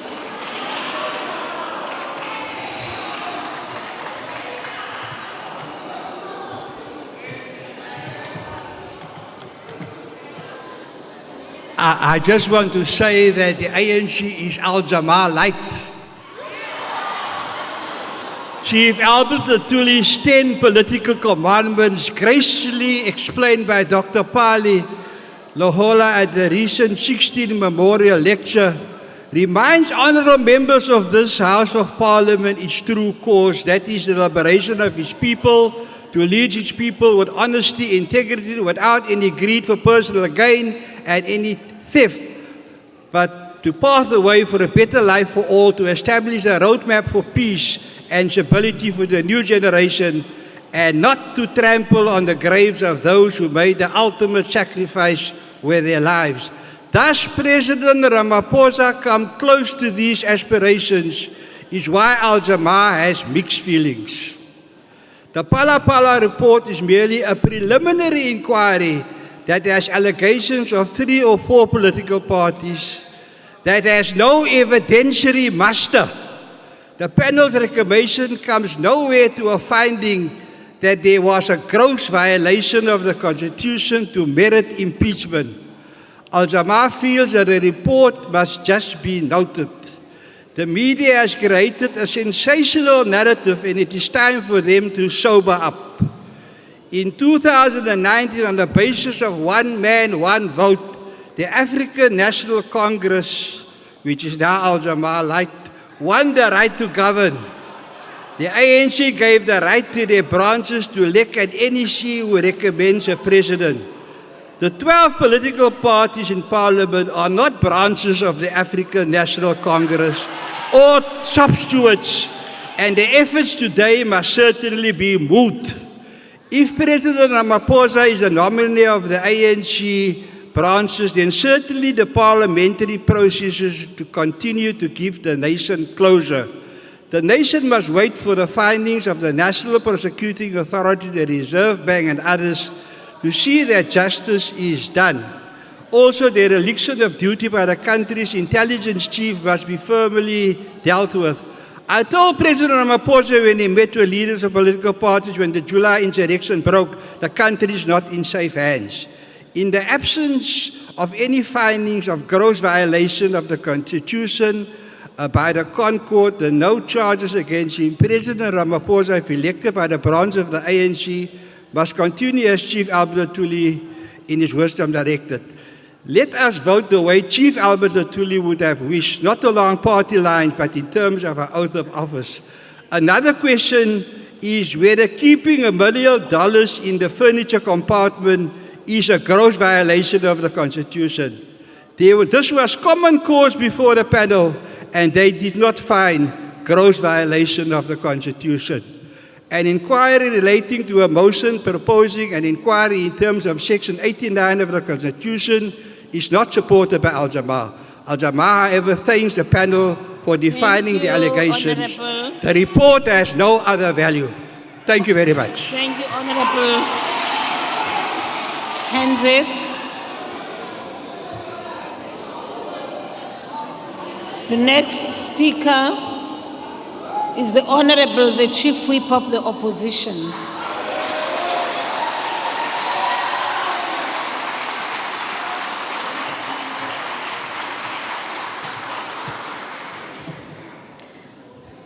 Speaker, much has been said about this vote today. And much will be said here about why this process, despite the fact that it was commissioned by this very House and its members, should be ignored. However, not much will be said about what this vote is not about. This vote is not about impeaching the president. This vote is not about the highly contested ANC presidential race. This vote is not about where the political lines are drawn and who's politically aligned to who.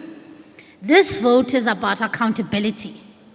This vote is about the Constitution that we all swore to uphold and the commitment that we made to South Africans to be lawmakers who respect the rules of this House and, by extension, the people who sent us here. It is a vote to complete a process that we collectively embarked on, showcasing that it does not matter whether you're the president of the country or an ordinary citizen, the laws of this country apply to us all impartially. It is a vote to afford the president an opportunity to have the truth uncovered, an opportunity an innocent person would grab with both hands. To deliberately make this vote about the president and not about the principle of fairness and the rule of law is simply dishonest. It is undoubtable that crimes were committed on the president's Phala Phala farm and state resources were abused. It is also evident that this did not begin and end with the president, and that an entire network of government players and ministers are possibly implicated, especially judging by Minister Lamula's very spirited defense of the president this afternoon. To vote against the recommendations of this panel is to send a strong message to the people of South Africa that you only have to be politically connected to be insulated from accountability. This is not the first time a choice like this has been faced by this House. Many of you were here and voted to disregard the Nkandla ad hoc report, which detailed the abuse of state resources by the former president of the ANC, Jacob Zuma. You did so shamelessly. You did so with no regard of the massive responsibility you've been entrusted with. You did so in spite of the fact that South Africans deserved more from you. You chose party over country, and today you will make the same choice again. You will choose a cover-up over accountability. You will once again go down in history as the governing party that broke parliament. This is a big moment that will be recorded in history so that years from now, people will read about the disdain with which you treated this House. Those who will vote for what is right and not what is politically expedient today will be voting to restore the credibility of this House. And one day, when your children you did in democracy, may you be courageous enough then to admit that you stood firmly on the wrong side of history. I thank you, Honorable Member. I now invite the Honorable Q. Kumutile Janji. Thank you, Honorable Speaker.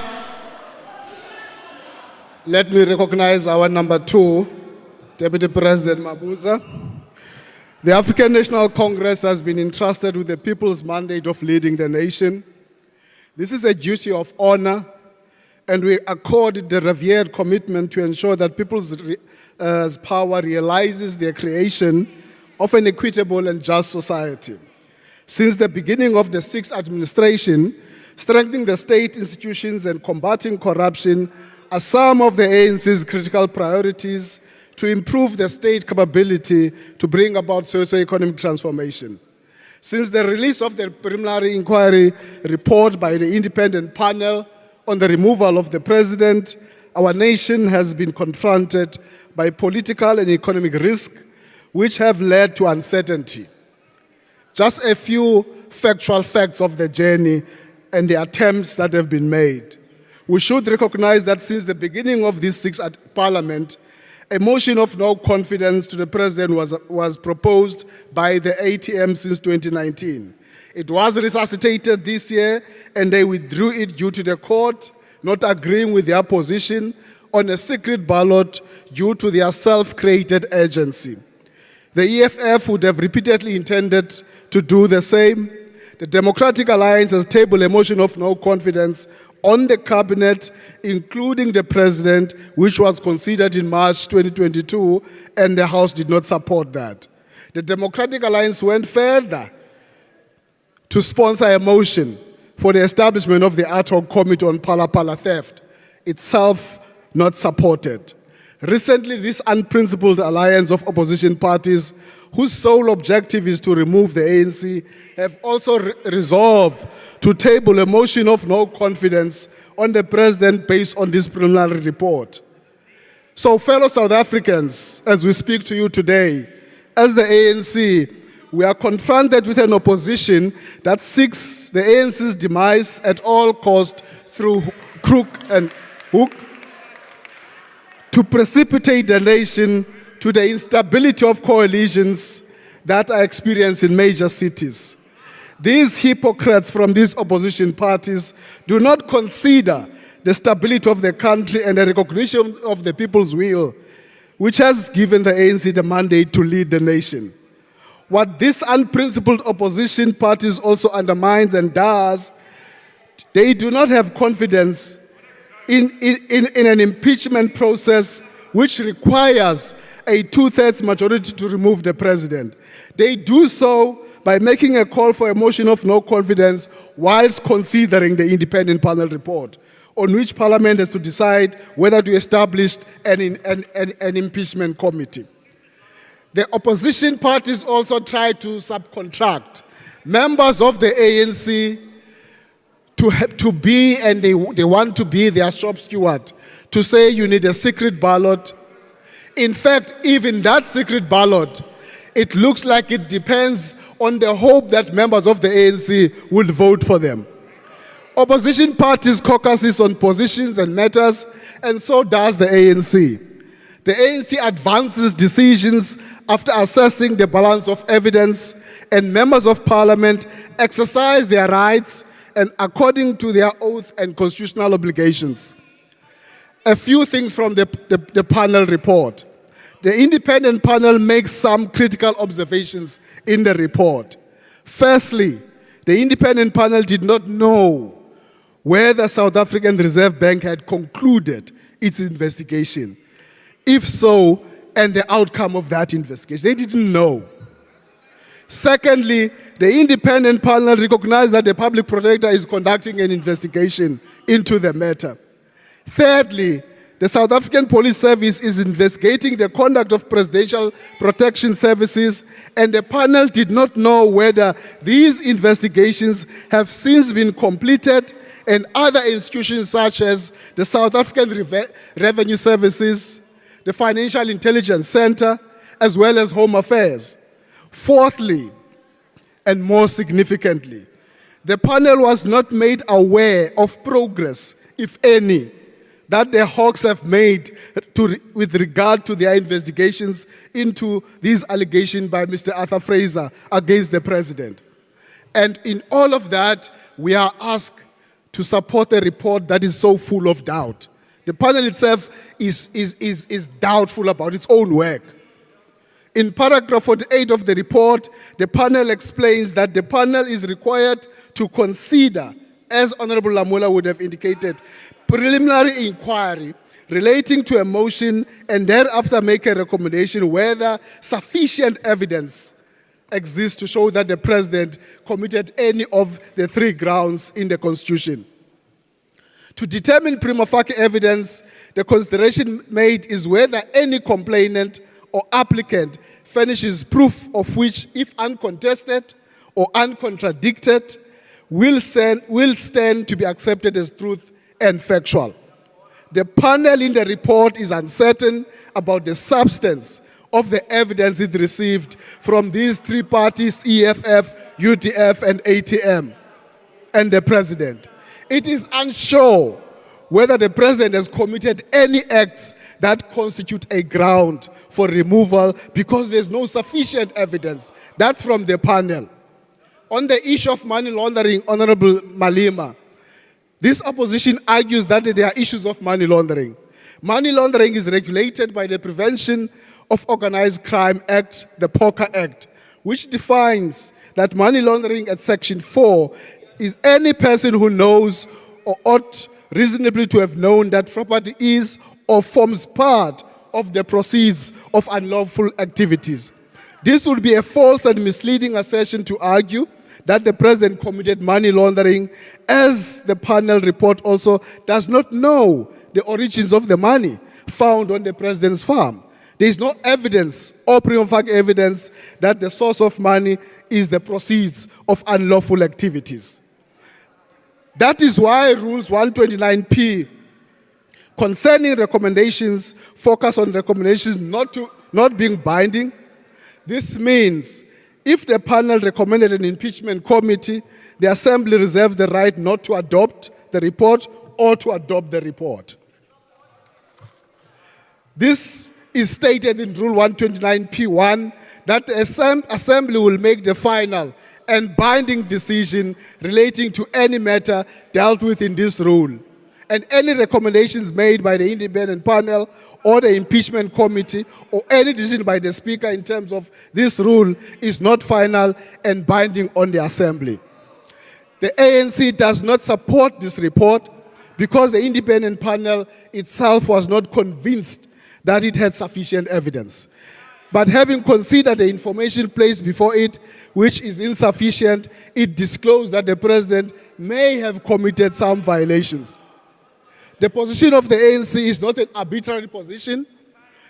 It is a product of consideration of balance of evidence and the multiple factors the independent panel raises.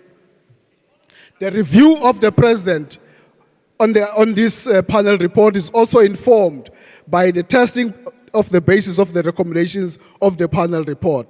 Our disapproval of this report is not to stop accountability by the President. Instead, the President should continue to be accountable to Parliament.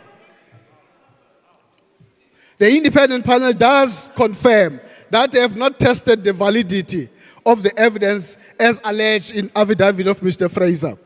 The panel also declared detailed limitations imposed on them by the process, yet their conclusions are not congruent or consistent with the information that they had. An impeachment process of the President removal must be based on substantive prima facie evidence.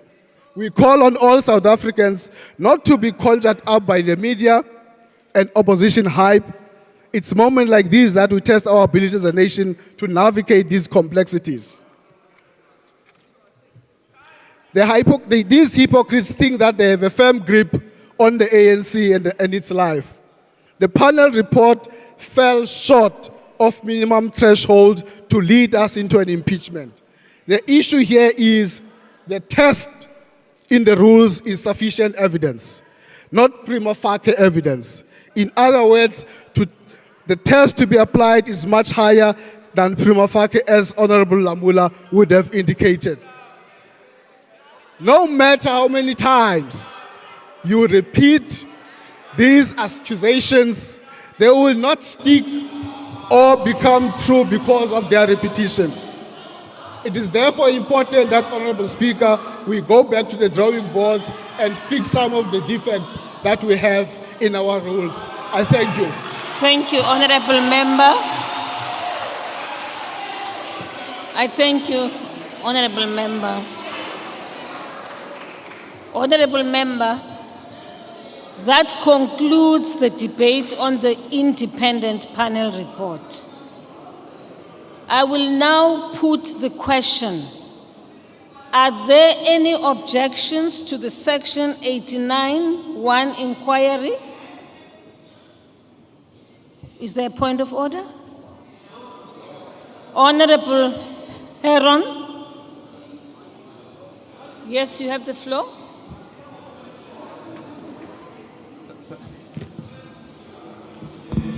Thank you, Madam Speaker.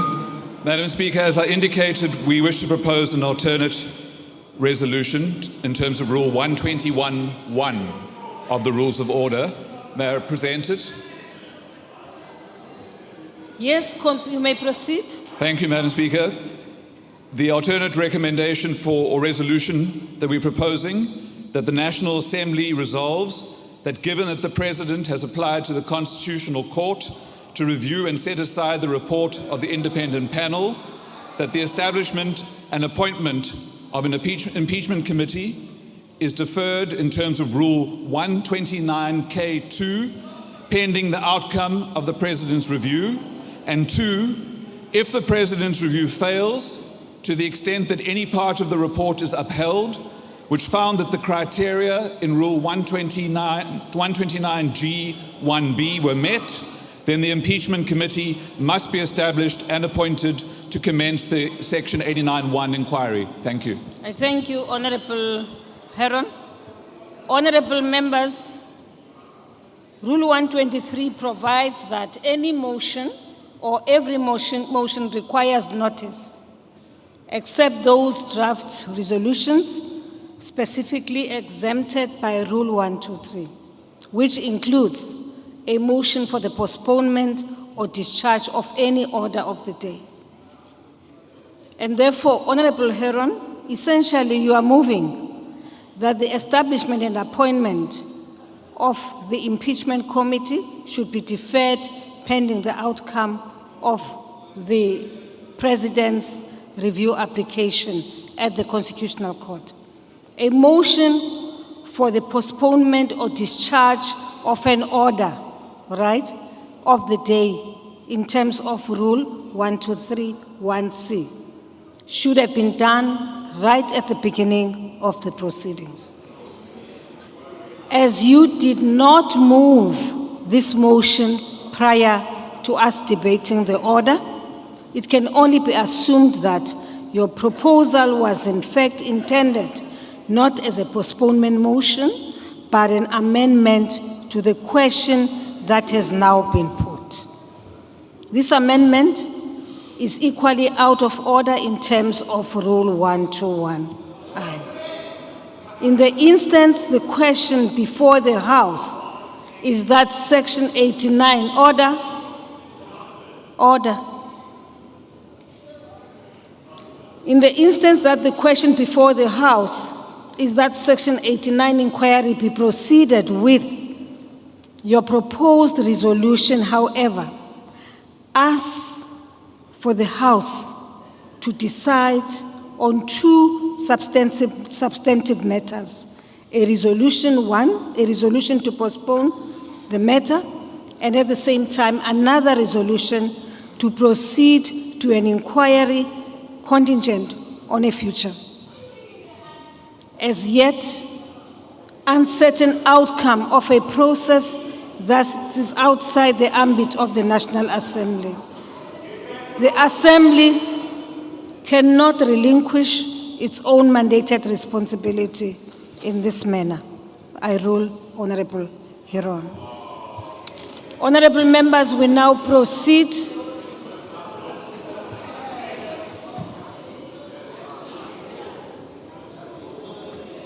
Honorable members, I proceed. I will now put the question: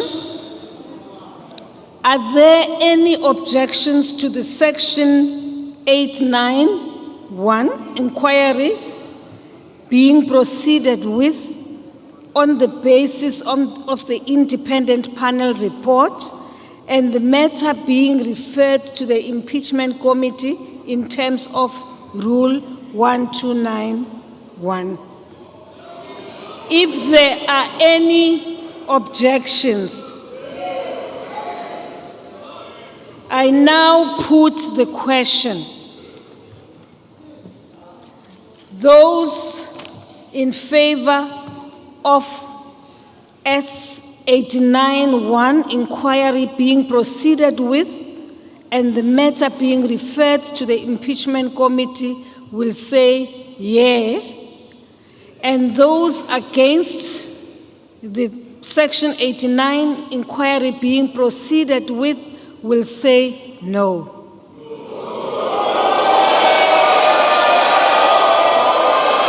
I think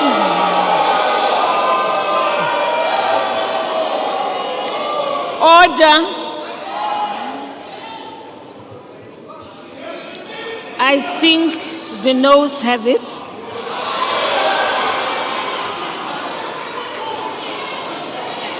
Honorable Kwahube.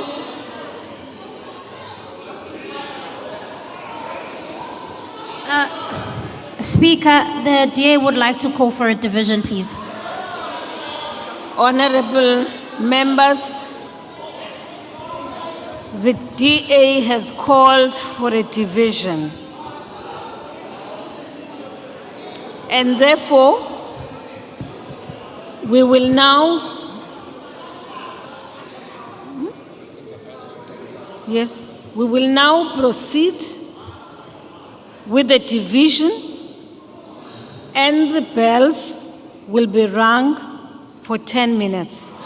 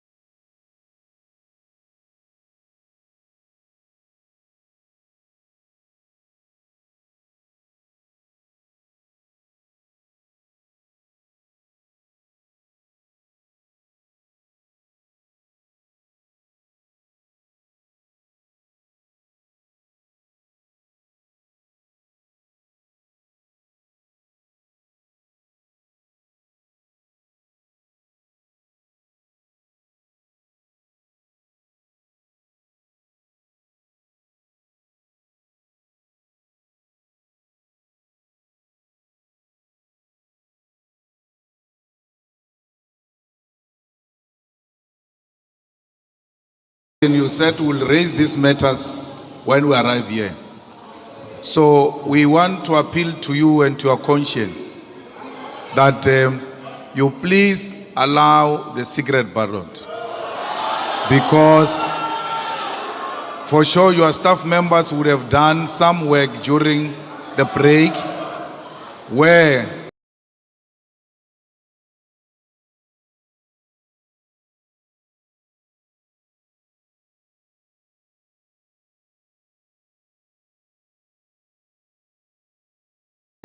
against you if you allow a secret ballot, and that on its own, it's a reason enough for you to reconsider a decision on the secret ballot.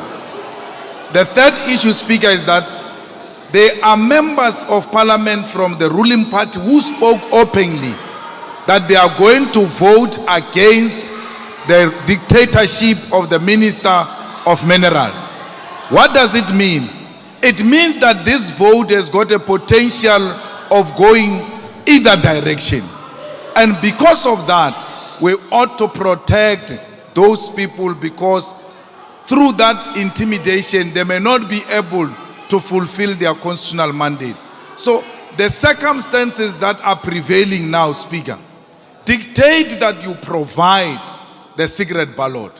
We are confident there are 60 members in the ruling party who have confirmed that they will vote for this, and those members will be intimidated if this vote is not secret. Thank you, honorable members.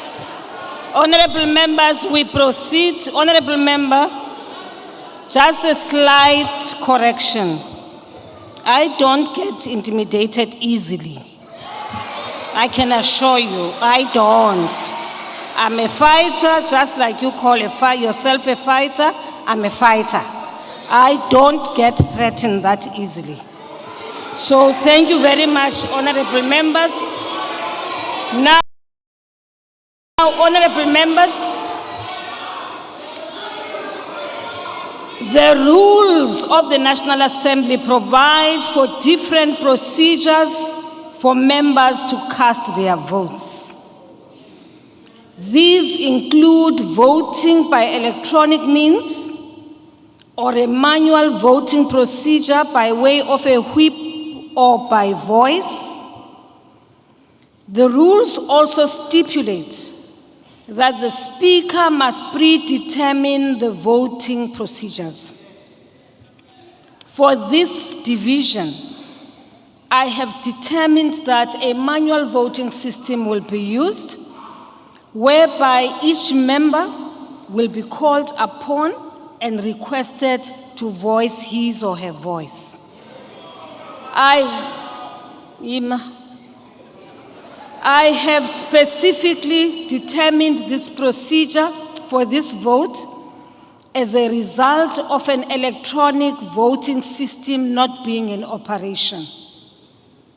In terms of the rules, all members present when the question is put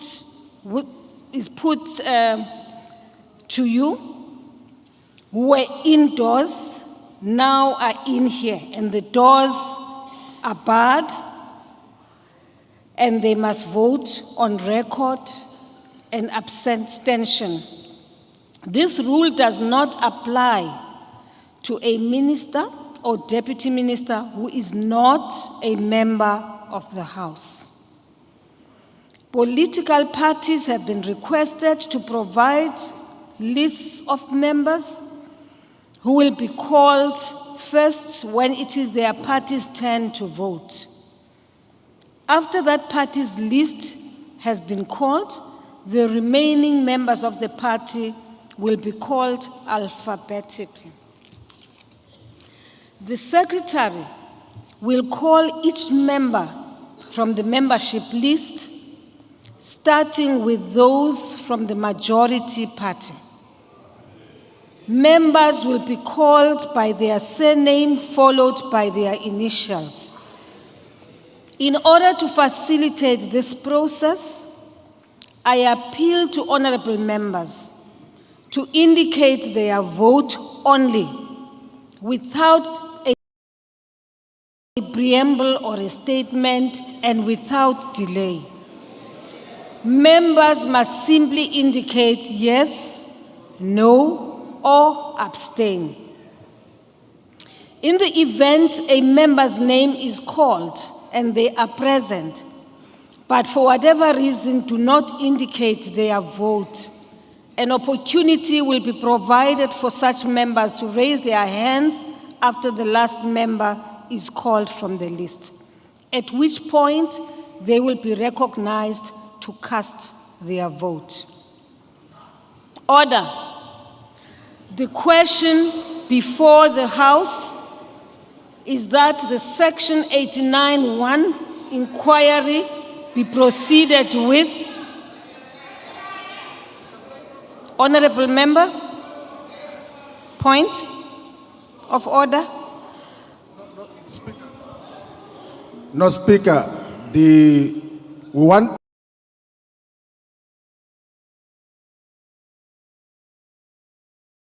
to place on record that we do not agree with the approach that you have taken in terms of this vote.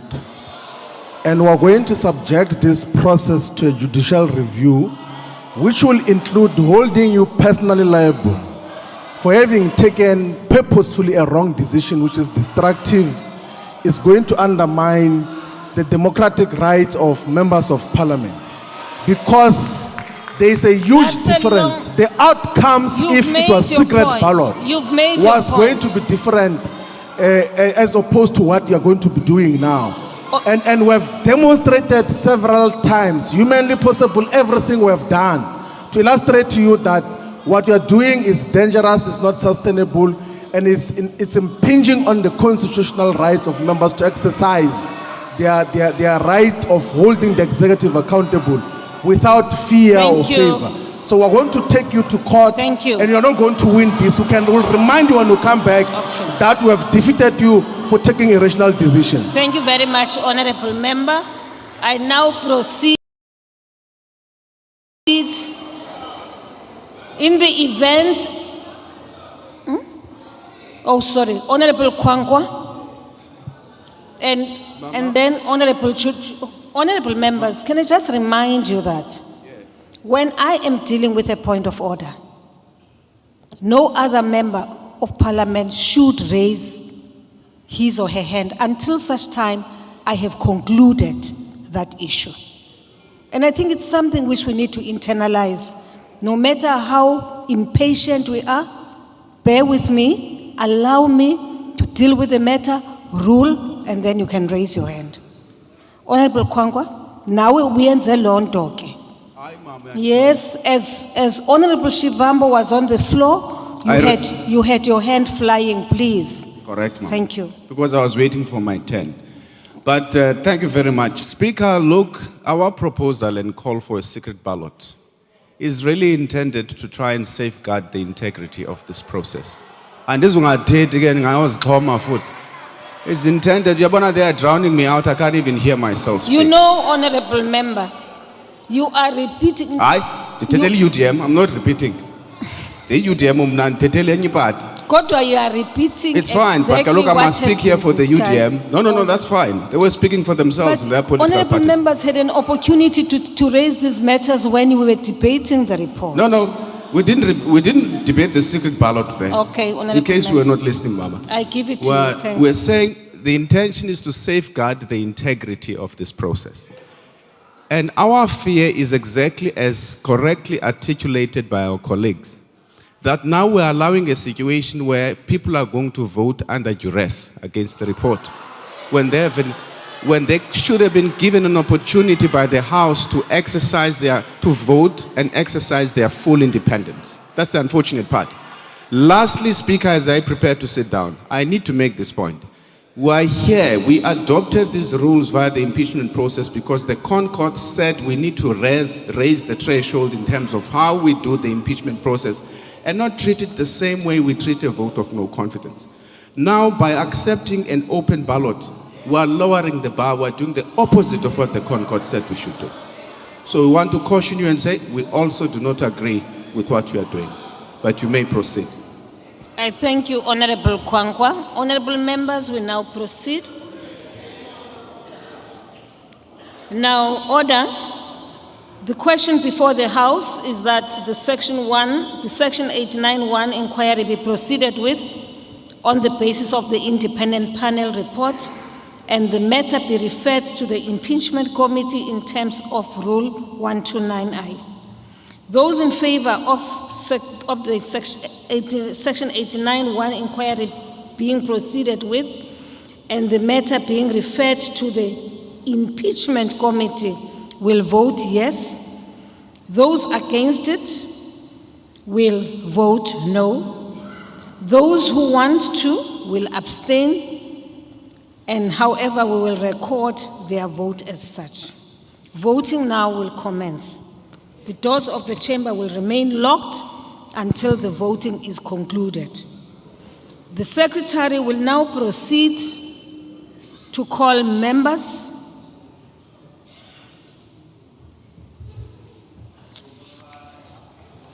Majorina, PCP.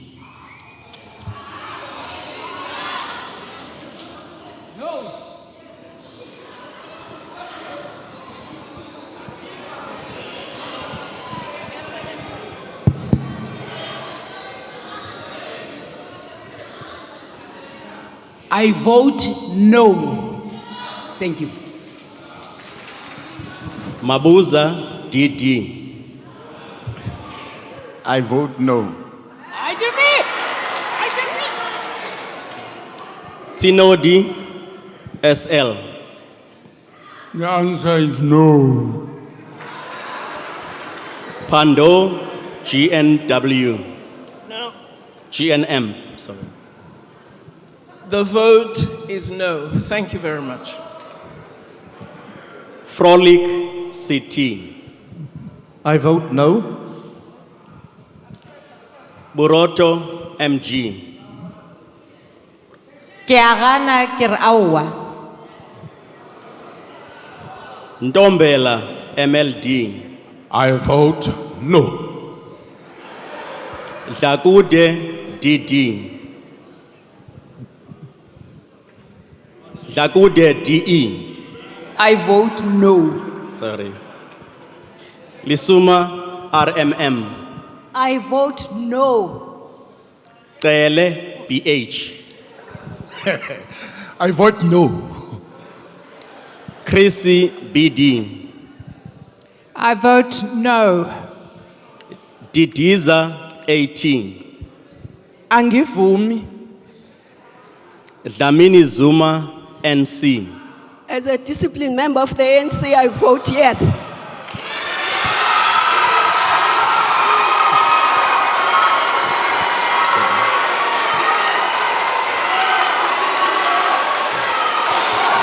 Order, honorable members. Order.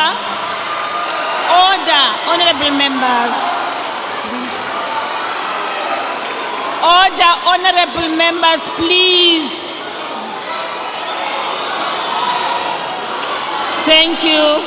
Thank you, honorable members. Honorable members, please. Thank you. Godan, PJ.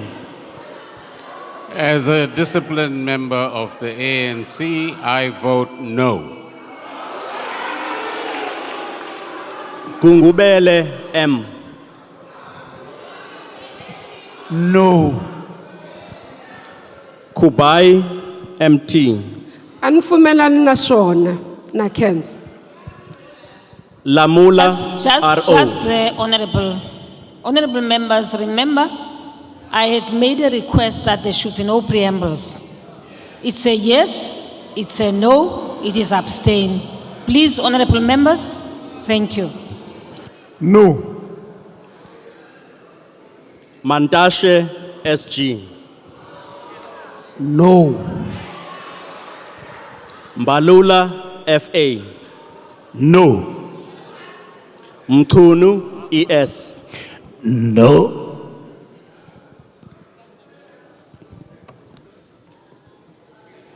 Modise, TR. No. Mutsecha, MA. No. Mutsualedi PA. No. Mthethwa EN. Cha.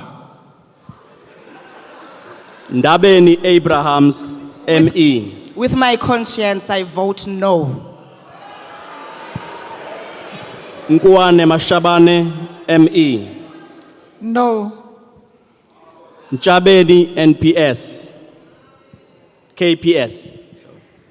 Ndikohaneledzana nazo.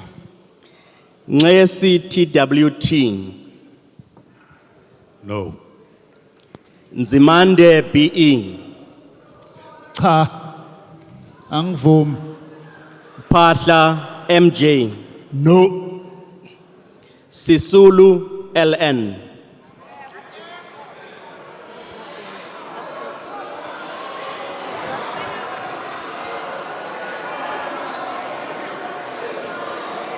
Sisulu LN. Zulu LD. Uno omkhulu. Bapela KD. No. Can you pronounce it proper? KO. KO, yes. Yes, sorry. No. Botes A. Near. Kappa RN. Hayi andizi. Chikunga LS.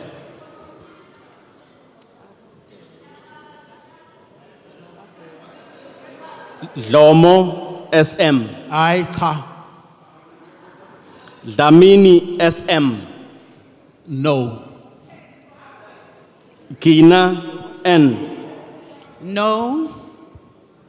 Holomisa SP. Hayi. Jeffrey JH. No. Kekana PS. Near.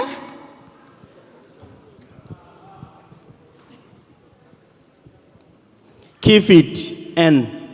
No. Kodwa NG. No. Mafu NN. Hayi. Magazi D. DP. Magazi DP. Mahlalela AF. Cha angivumi. Mahlobo MD. Angivumi somlomo. Majola FZ. No.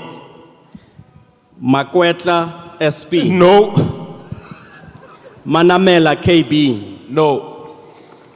Mapulane MP. A big no.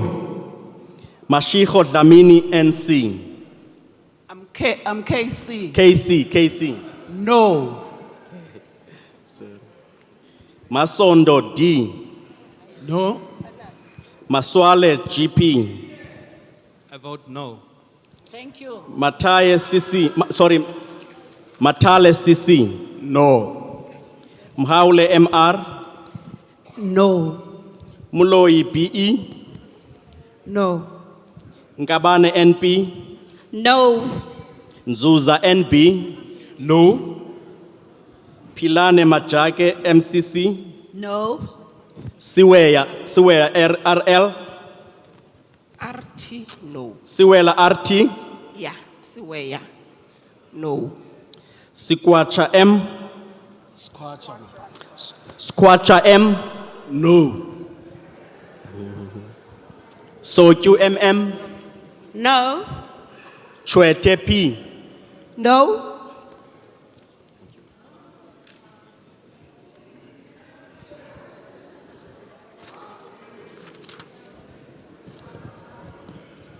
Abraham PN. No. Adams RC. No. Aduns NG. No. April HG. Obsolete near. Pasopu M. No. Bucas AJ. Near. Bilankulu JH. Nala. Bilankulu NK. Bongo BT. Bongo BT. Benz Ngabashe Z. Ngenganqune sazela esinyulu ndiyala. Buthelezi NS. Buthelezi NS. Capa N. No. Chabane MS. No. Tikhale MC. Awa. Direko DR. No. Darks MA. Yes.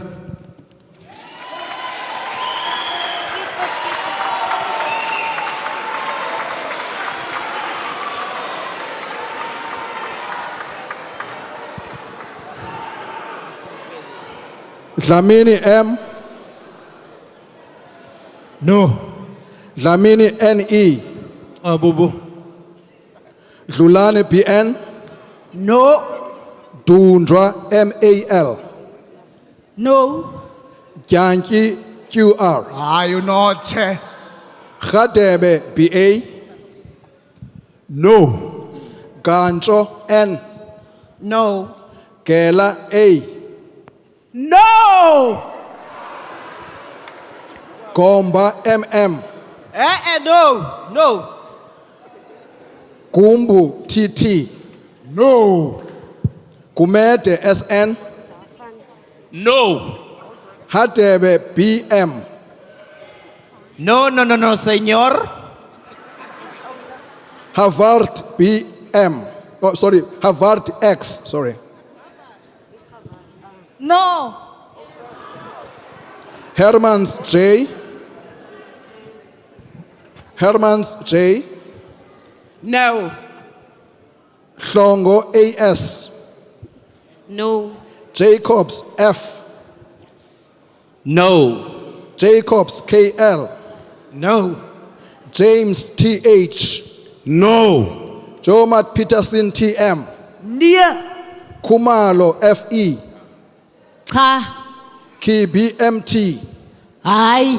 Kornoff GW. Near. Kotampeko ZA. No. Kubeka NJ. Cha. Kula SM.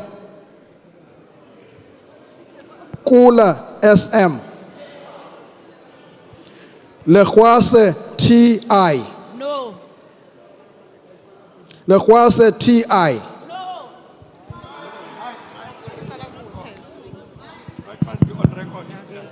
No. Okay. Let's see WT. No. Lubengo ML. Ndikuhanedzana nazo. Luzipho S. For now, no. Marke JJ. No. Mabe BP. No. Mabileta MD. No. Magaxa KE. No. Magwanishe G. No. Mabehlala T. Party line. Mabehlala T. Party line. Ithini? Mabehlala T. Yes.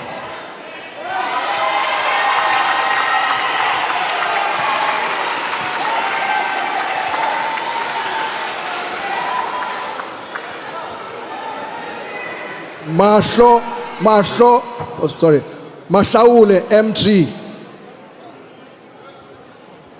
Mahlaule No. MG. No.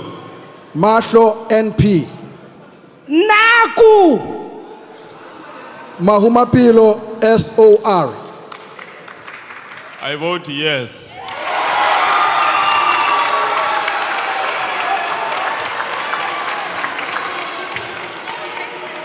Makubela Mashele LS.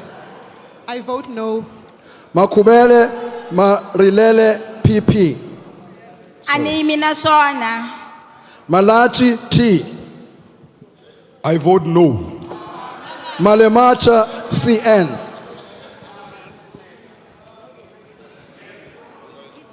Remember here. I vote no. Malinga VT. No. Malomane VP. No. Mamabolo JP. Awa akidumeli. Mananiso JS. No. Mandela ZMD. Andifuna uqhotyelwa nini. No.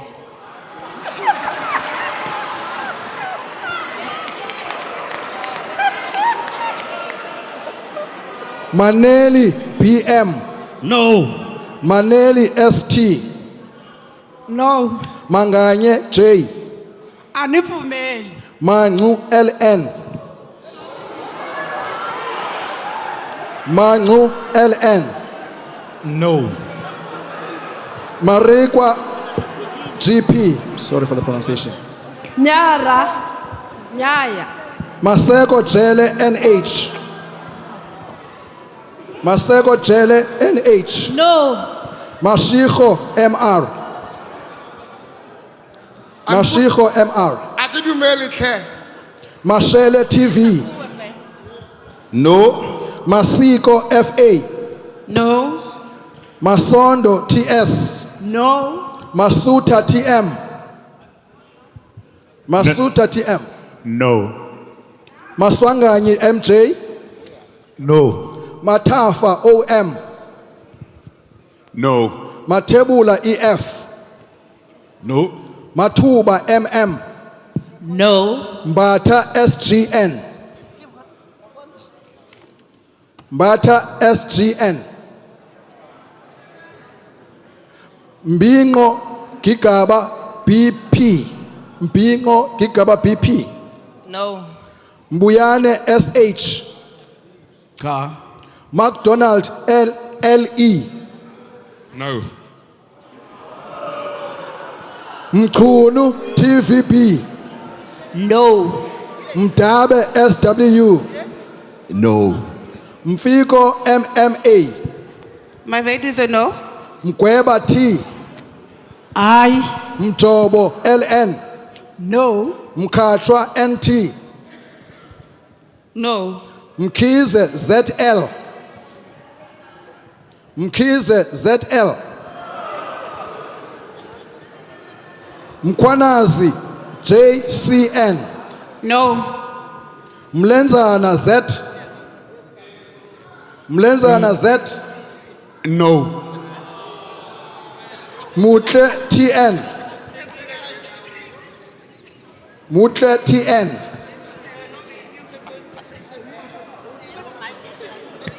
Mutle TN. Is the member not here? All right. Moache RM. No. Modise M. No. Modise PMP. No. Muela DL. Muela DL. No. Molala LE. No. Molikwa MA. No. Maruachesha PR. No. Morolong IK. No. Mos LN. Akhruat Nia. Motaung NE. No. Motapo MRM. Motapo MRM.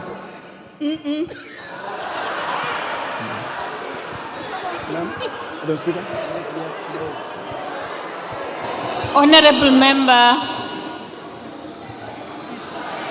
no or yes? Awa. Okay. Motsecha MS. No. Mbanza TS. Cha ngivumi. Mpumza GG. No. Mpushe PT. Mpushe PT. No. With a capital letter N. Msimango XN. It's a no. Mtembu AH. Okay. Munyai TB. No. Mvana NQ. Aibo. Myeni ET. No, no, no. Myolwa DJ. No. Ndaba CN. No. New vote Gluchen WS. No. Nkomo Z. No. Nkosi PS. No. Nonsele M. No. Sorry. Yes, thank you. Not Nachel J. Thank you. No. Ngola X. It's a no. Tobongwana N. No. Ntuli MM. No. Papo AHM. No. Patien S.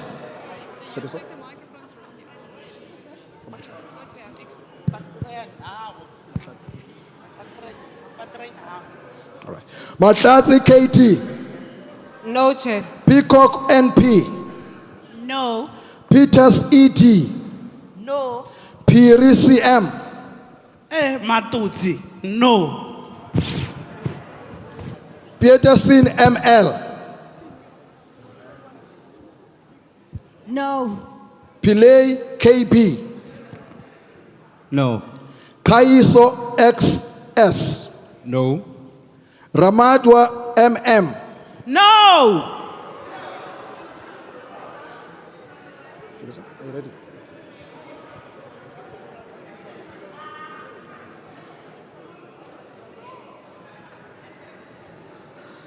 Quintensha.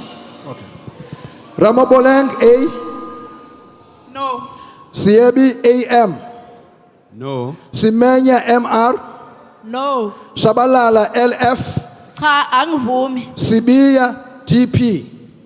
No. Sihlwayi NN. No. Siwela EK. No. Siwela VS. No. Skosana GJ. No. Somyo SS. No. Stock DM. No. Swats B. No. Klape MME. No. Klomelang KB. No. Tolashe NG. No. Tseke GK. I vote no. Tseki MA. Chem chichisi. Are you okay? Okay. Chabalala J. My name is Shabalala. Is a disciplined force of the left. The answer is no. Twete B.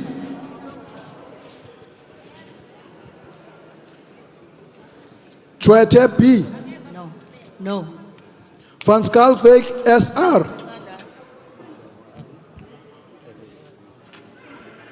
No. Volmarans MJ. No. Taba NV.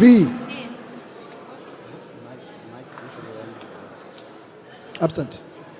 Taba VC. No. Taba PP. Kasa FT. No. Klego ST. No. Yabo BS. Nyaya.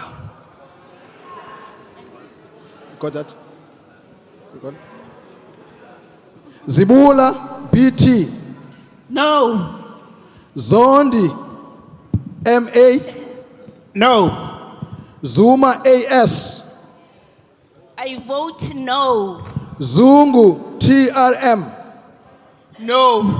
Zwane MJ. Yeah. Yes.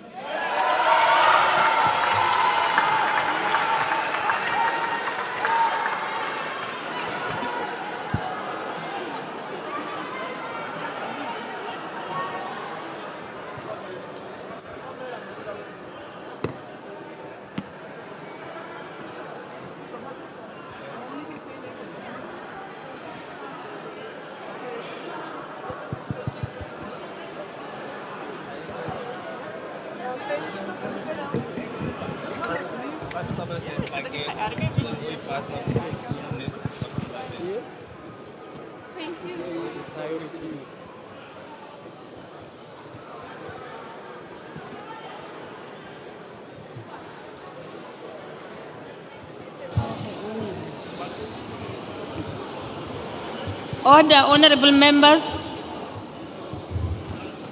I'm sorry, there's a member who needs medical attention. Please, are they here? Oh, okay.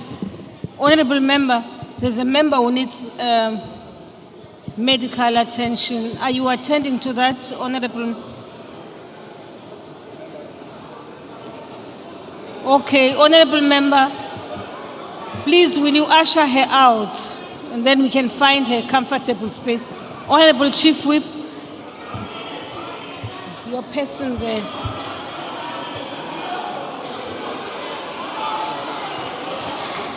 Order.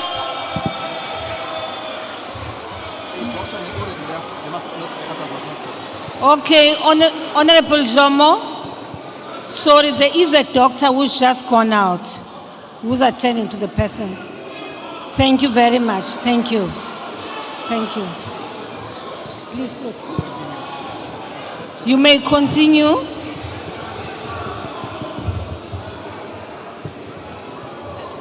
Honorable members, order.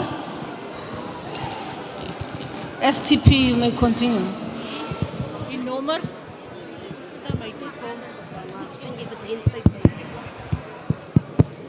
Steenhuisen, JH. Thank you, Madam Speaker. I vote yes. Kwahube, S. I vote yes. Lotrit, A. Yes. De Freitas, MSF. I vote yes. Hussein, MH. I vote yes. Bergman, D. I vote yes. George, DT. Yes. Kola, D. I vote yes. Fiber, WF. I vote yes. Mazoni, NWA. I proudly vote yes. Lies, RA. Yes. Majola, TR. Yes. McPherson, DW. I vote yes. Marais, EJ. Yes. Walters, TCR. Yes. Bradenbach, G. Yes. Abraham, PN.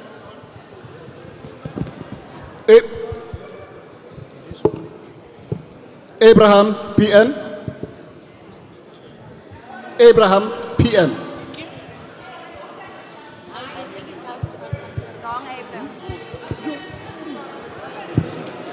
Sorry.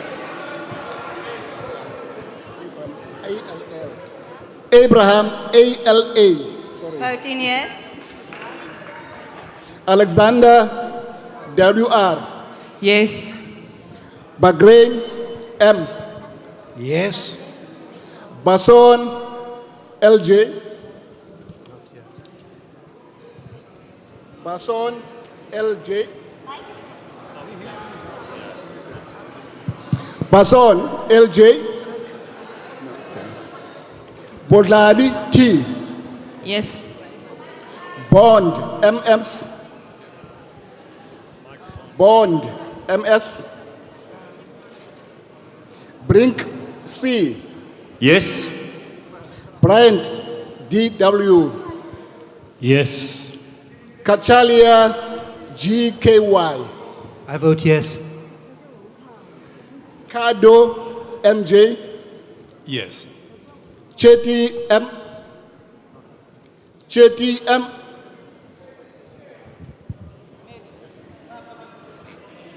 Clark, MO. Yes. Cuthbert, MJ. I vote yes. De Villiers, JN. Ja. Engelbrecht J. Ek stem ja. Isaac F. Isaac I vote yes. Gondwe MM. I vote yes. Graham S.J. I vote yes. Hicklin M.B. Hicklin M.B. Yinana N.E. Yes. Horn W. Ek stem ja. Hassinger C.H.H. Ek stem ja. Ismail H. I vote yes. Joseph D. Yes. Kakao KL. It's Chachal. I vote yes. Okay, sorry about that. Kanyile T.A. Kanyile T.A. I vote yes. Kumalo N.V. Yes. King C.V. Yeah. Kruger H.C.C. Stem ja. Krumberg G.B. G.R. Krumbok. Okay. Le Goff T.A. To protect the Constitution, I vote yes. Lorima J.R.B. Yes. Mabena T.B. Vote yes. Mabika M.S. Yebo. Malati M.S. I vote yes, sir. Maray S.J.F. Maray S.J.F. Okay. Masango B.S. Yes. Masipa N.P. I vote yes. Mbabanma T.M. Ewe. Mbele Z.N. Yes. Maglua J.J. Maglua J.J. Mhlongo T.W. Yebo. Mailam K.J. Yes. Mpiti L. I vote yes. Maybach N.G. Yes. Ngcobo S. Yes. Notata BB.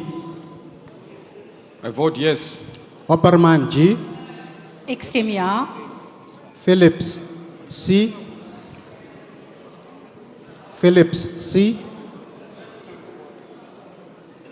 Powell EL. I vote yes. Rose AC. Yes. Sarupen AN. Sarupen AN. Schreiber LA. Schreiber LA. Sithulo IS. Sharif NK. Shelembe ML. Yes. Spies ERJ. Yes. Sturber DJ. Ja. Tarabella Machesi NI. I vote yes. Ter Blanche OS. Ja. Van der Walt D.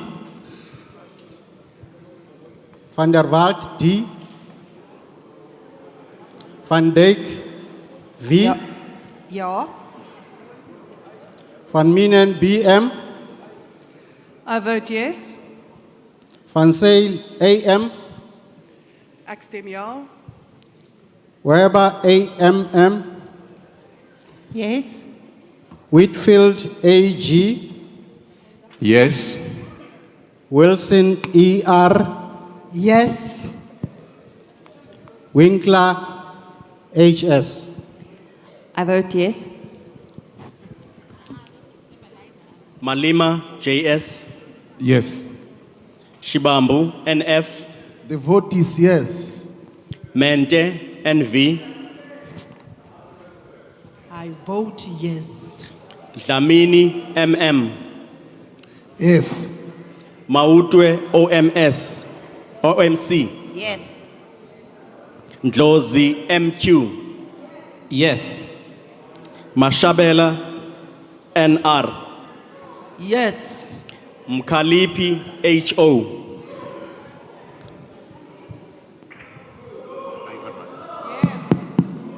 Ntlangwini, EN. Yes. Aris, LH. Extemia. Cesar, K. I vote yes. Chabangu, MM. Yes, sir. Chira, NN. I vote yes. Klonyana, KNF. I vote yes. Kaula, MS. Siavuma. Komane, RN. I vote yes. Langa, TM. Yebo. Madlingozi, BS. Yes. Madokwe, P. Yes, definitely. Mafanya, WTI. Yes. Mare, P. I vote yes. Matulelwa, B. I vote yes. Matias, the NS. I vote yes. Matumba, A. Ndiyatenda. Mkondo, CN. Yebo. Mokhale, T. I vote yes. Mohlala, MR. I vote yes. Mohoto, SM. Yes. Motwendi, MK. I vote yes. Motsipe, CCS. I vote yes. Msane, TP. Msane. Mtenjane, DF. Mtenjane, DF. I vote yes. Noluchungu, NJ. Absent. Pambo, V.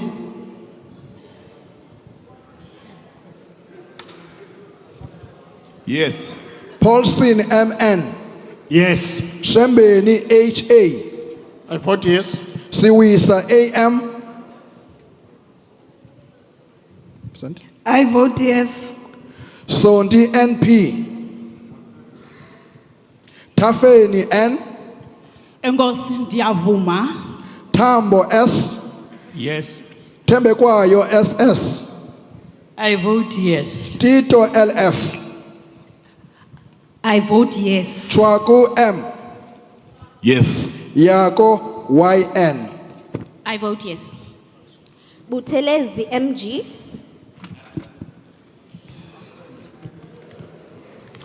Singh, N. Yes.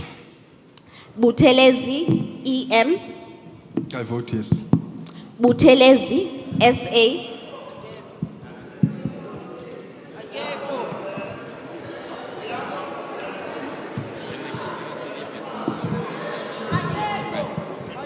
Tebekhulu, RN. Yes. Hlengwa, MD. Yes. Hlengwa, M. Yes. Luthuli, BN. Yes. Majozi, Z. Yes. Msimang, CT.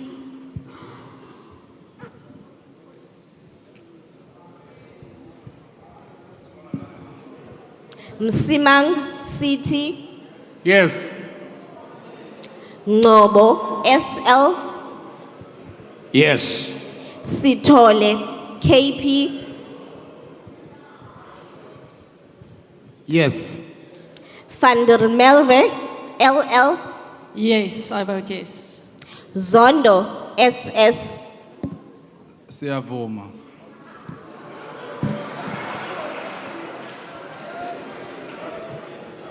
Groenewald, PJ. Ja.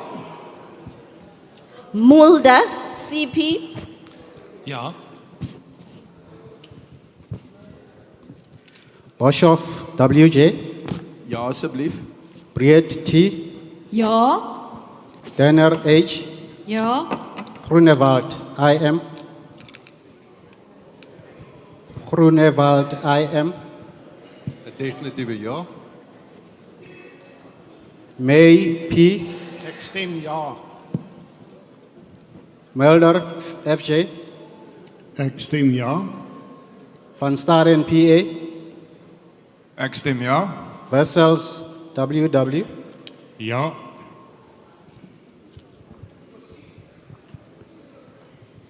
Meshwe, KRJ, Yes. Swart, SN, I vote yes. Sukas, ME, Ja. Thring, WM, YES, yes. Holomisa, BH, Yes to ethics of good governance. Kwangwa, NLS, Amago, what's Zungula, V,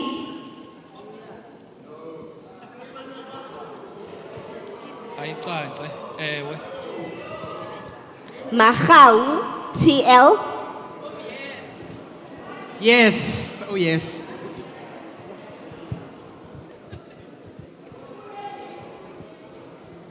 Delil P, Abstain.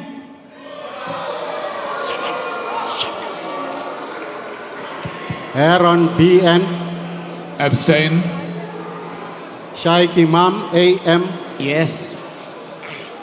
CBC CHM, CBC CHM, Galo MP, Galo MP, Jafta SM,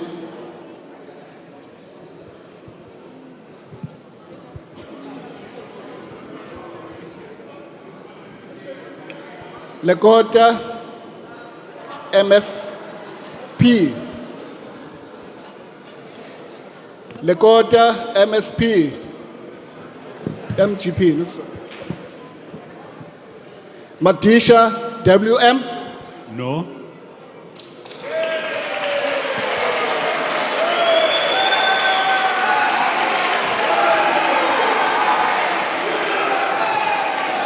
Hendricks MGE, Hendricks MGE, Hendricks MGE, I vote no.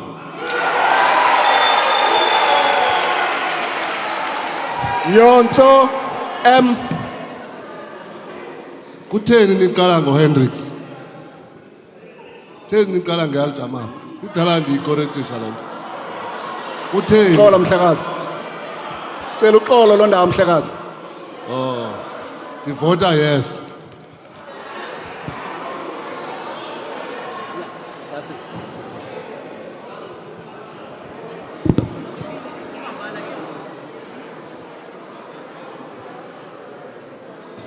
Order. Order.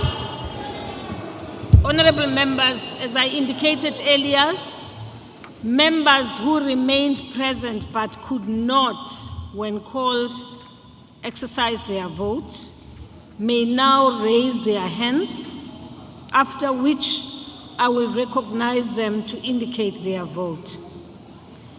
The Secretariat will assist the Chair in this regard, but also those members who may not have voted the way they would have wanted to will now have an opportunity to indicate. Order. Okay.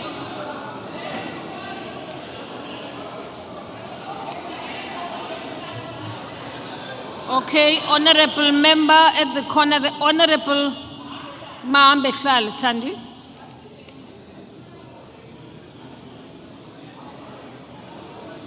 Honorable Maambe Hlale.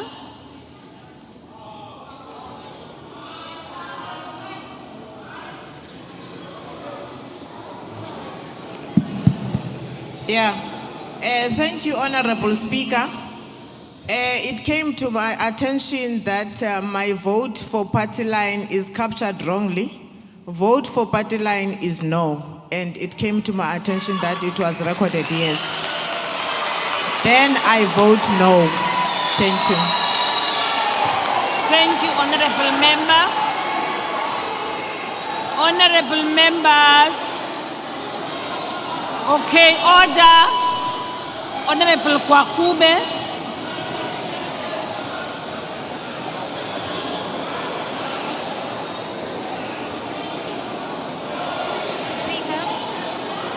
Order, honorable members. Speaker, the process for the guidelines which have been published by the House do not make any provision for members of this House to change their vote once the vote has been cast. It goes against every single thing that we have said about calling a roll call vote, and it delegitimizes this process. This cannot be the case. Thank you, Honorable Kwakube. If I may finish, is there any other member who was not recognized or who didn't hear his or her name?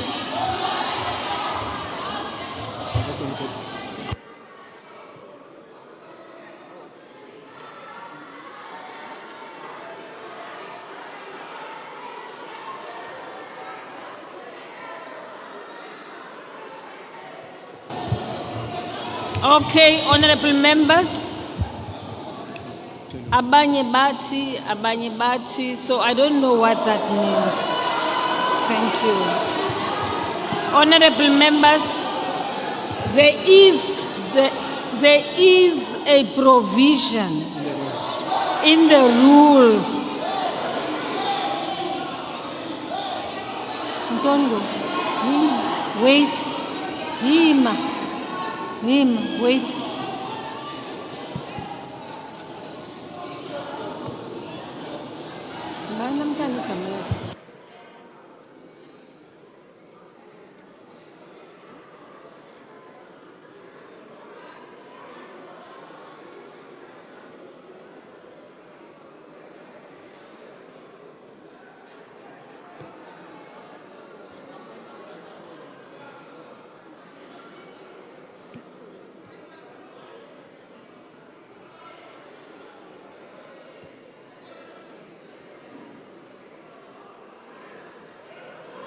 Thank you very much.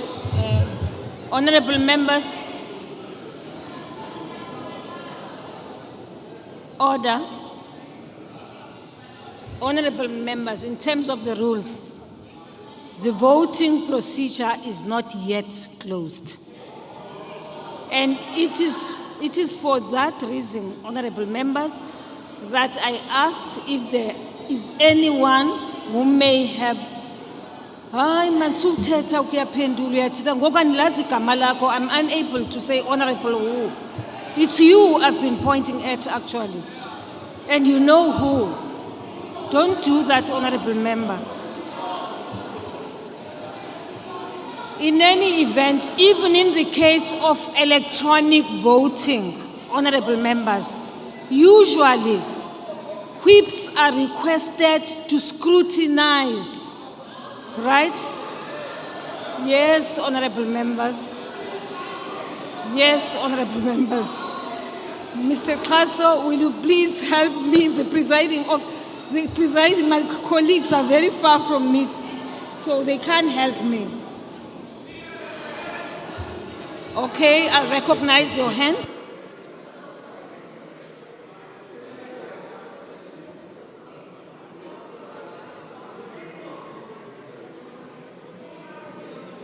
Okay, before I recognize you, Honorable Malema, Honorable Steenhuisen, and Honorable Khatebe, I just want to, honorable members, Notawe, Lima. Honorable members, Rule 117 states that party whips may, at the request of any affected members, scrutinize the electronic voting results at the table. Hold on. Hold on. Under their signature, make limited corrections, provided the corrections so made do not affect the result of the division. Thank you, honorable members. Honorable Malema. Honorable Speaker, I think we were proceeding on a very wrong footing. I think to call for those who have not voted because they were missed for whatever reason, it's correct. But to ask for a person to correct the vote is extremely wrong because it's not electronic voting. You are giving a wrong example. Because another example I can give is that once I voted and I put a ballot paper in a ballot box, I can't come back and say I want to correct that which I've done. But so I think that what Mahambe Lala did should be stopped because it's not acceptable. Honorable Member, Mahambe Hlala, please. Oh, Mahambe Hlala, yes. Please withdraw that one, please. No, I was not inside. I made a mistake. No, Honorable Member, I take serious exception. No, it's like you saying to me Malema. I'm not Malema, I'm Malema. No.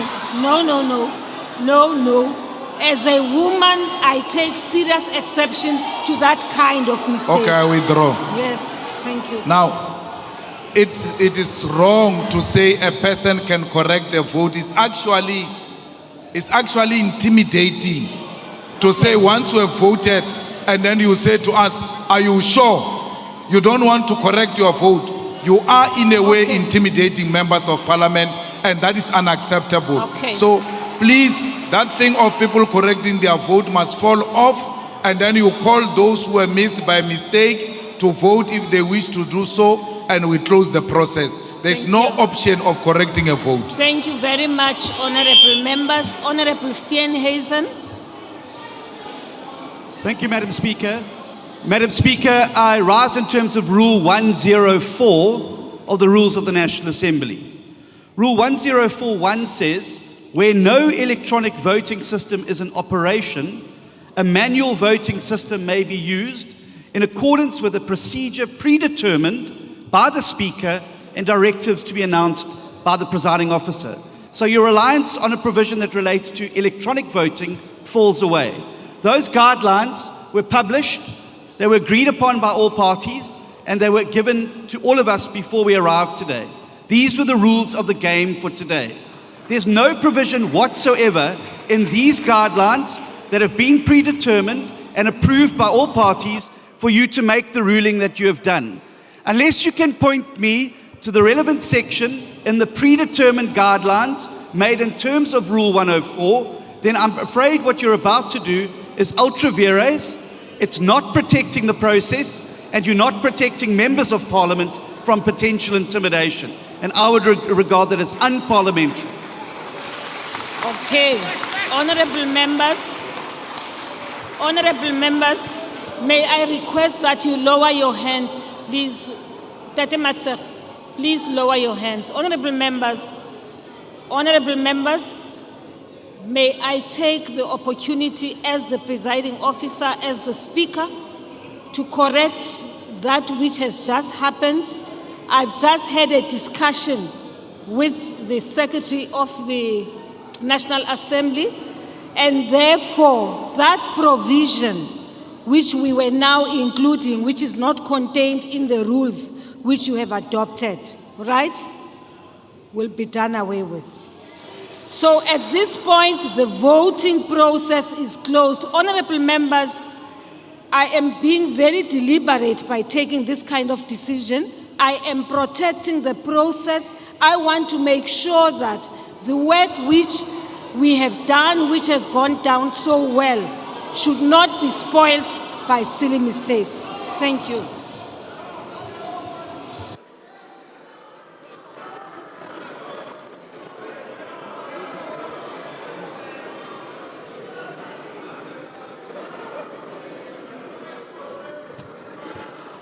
What is that point of order for? If it relates to what I've just closed now, please don't address it. I've closed it, and I've closed it at the note that this matter now does not continue. We've stopped it. On a serious note, I hope you're not going to talk to it. You are not reopening it. Okay.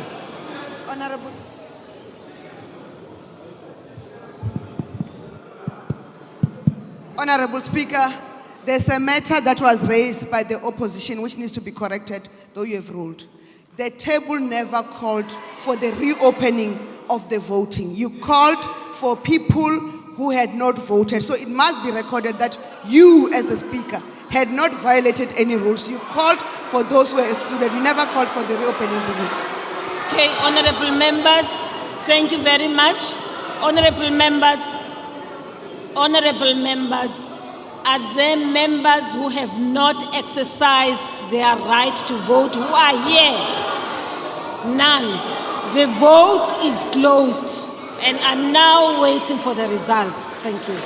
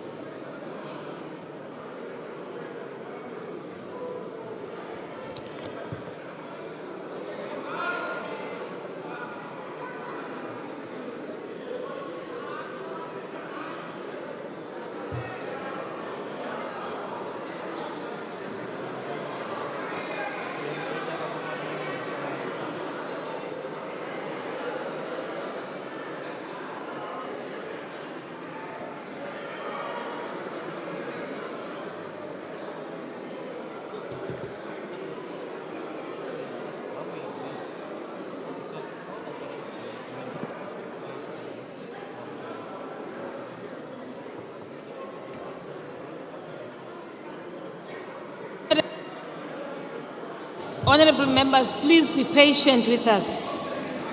People are still checking just to make sure that we give you the right numbers. I know people are rushing for their flights, but please bear with us. Thank you.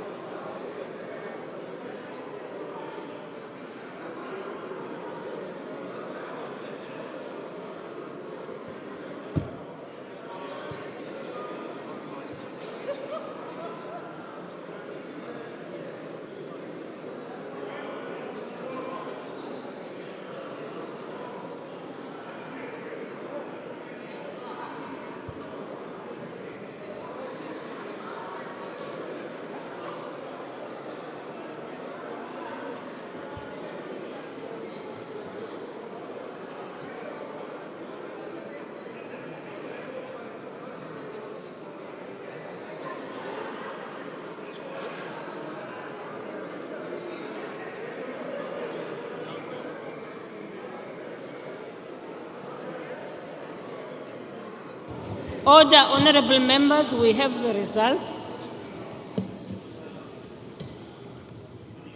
Yes, those who have voted yes, 148. And those who have voted no, 214. Hold on, honorable members. Abstention 2. And therefore, the Section 891 inquiry will therefore not be proceeded with. I thank you, honorable members. That concludes the business of the day, and the House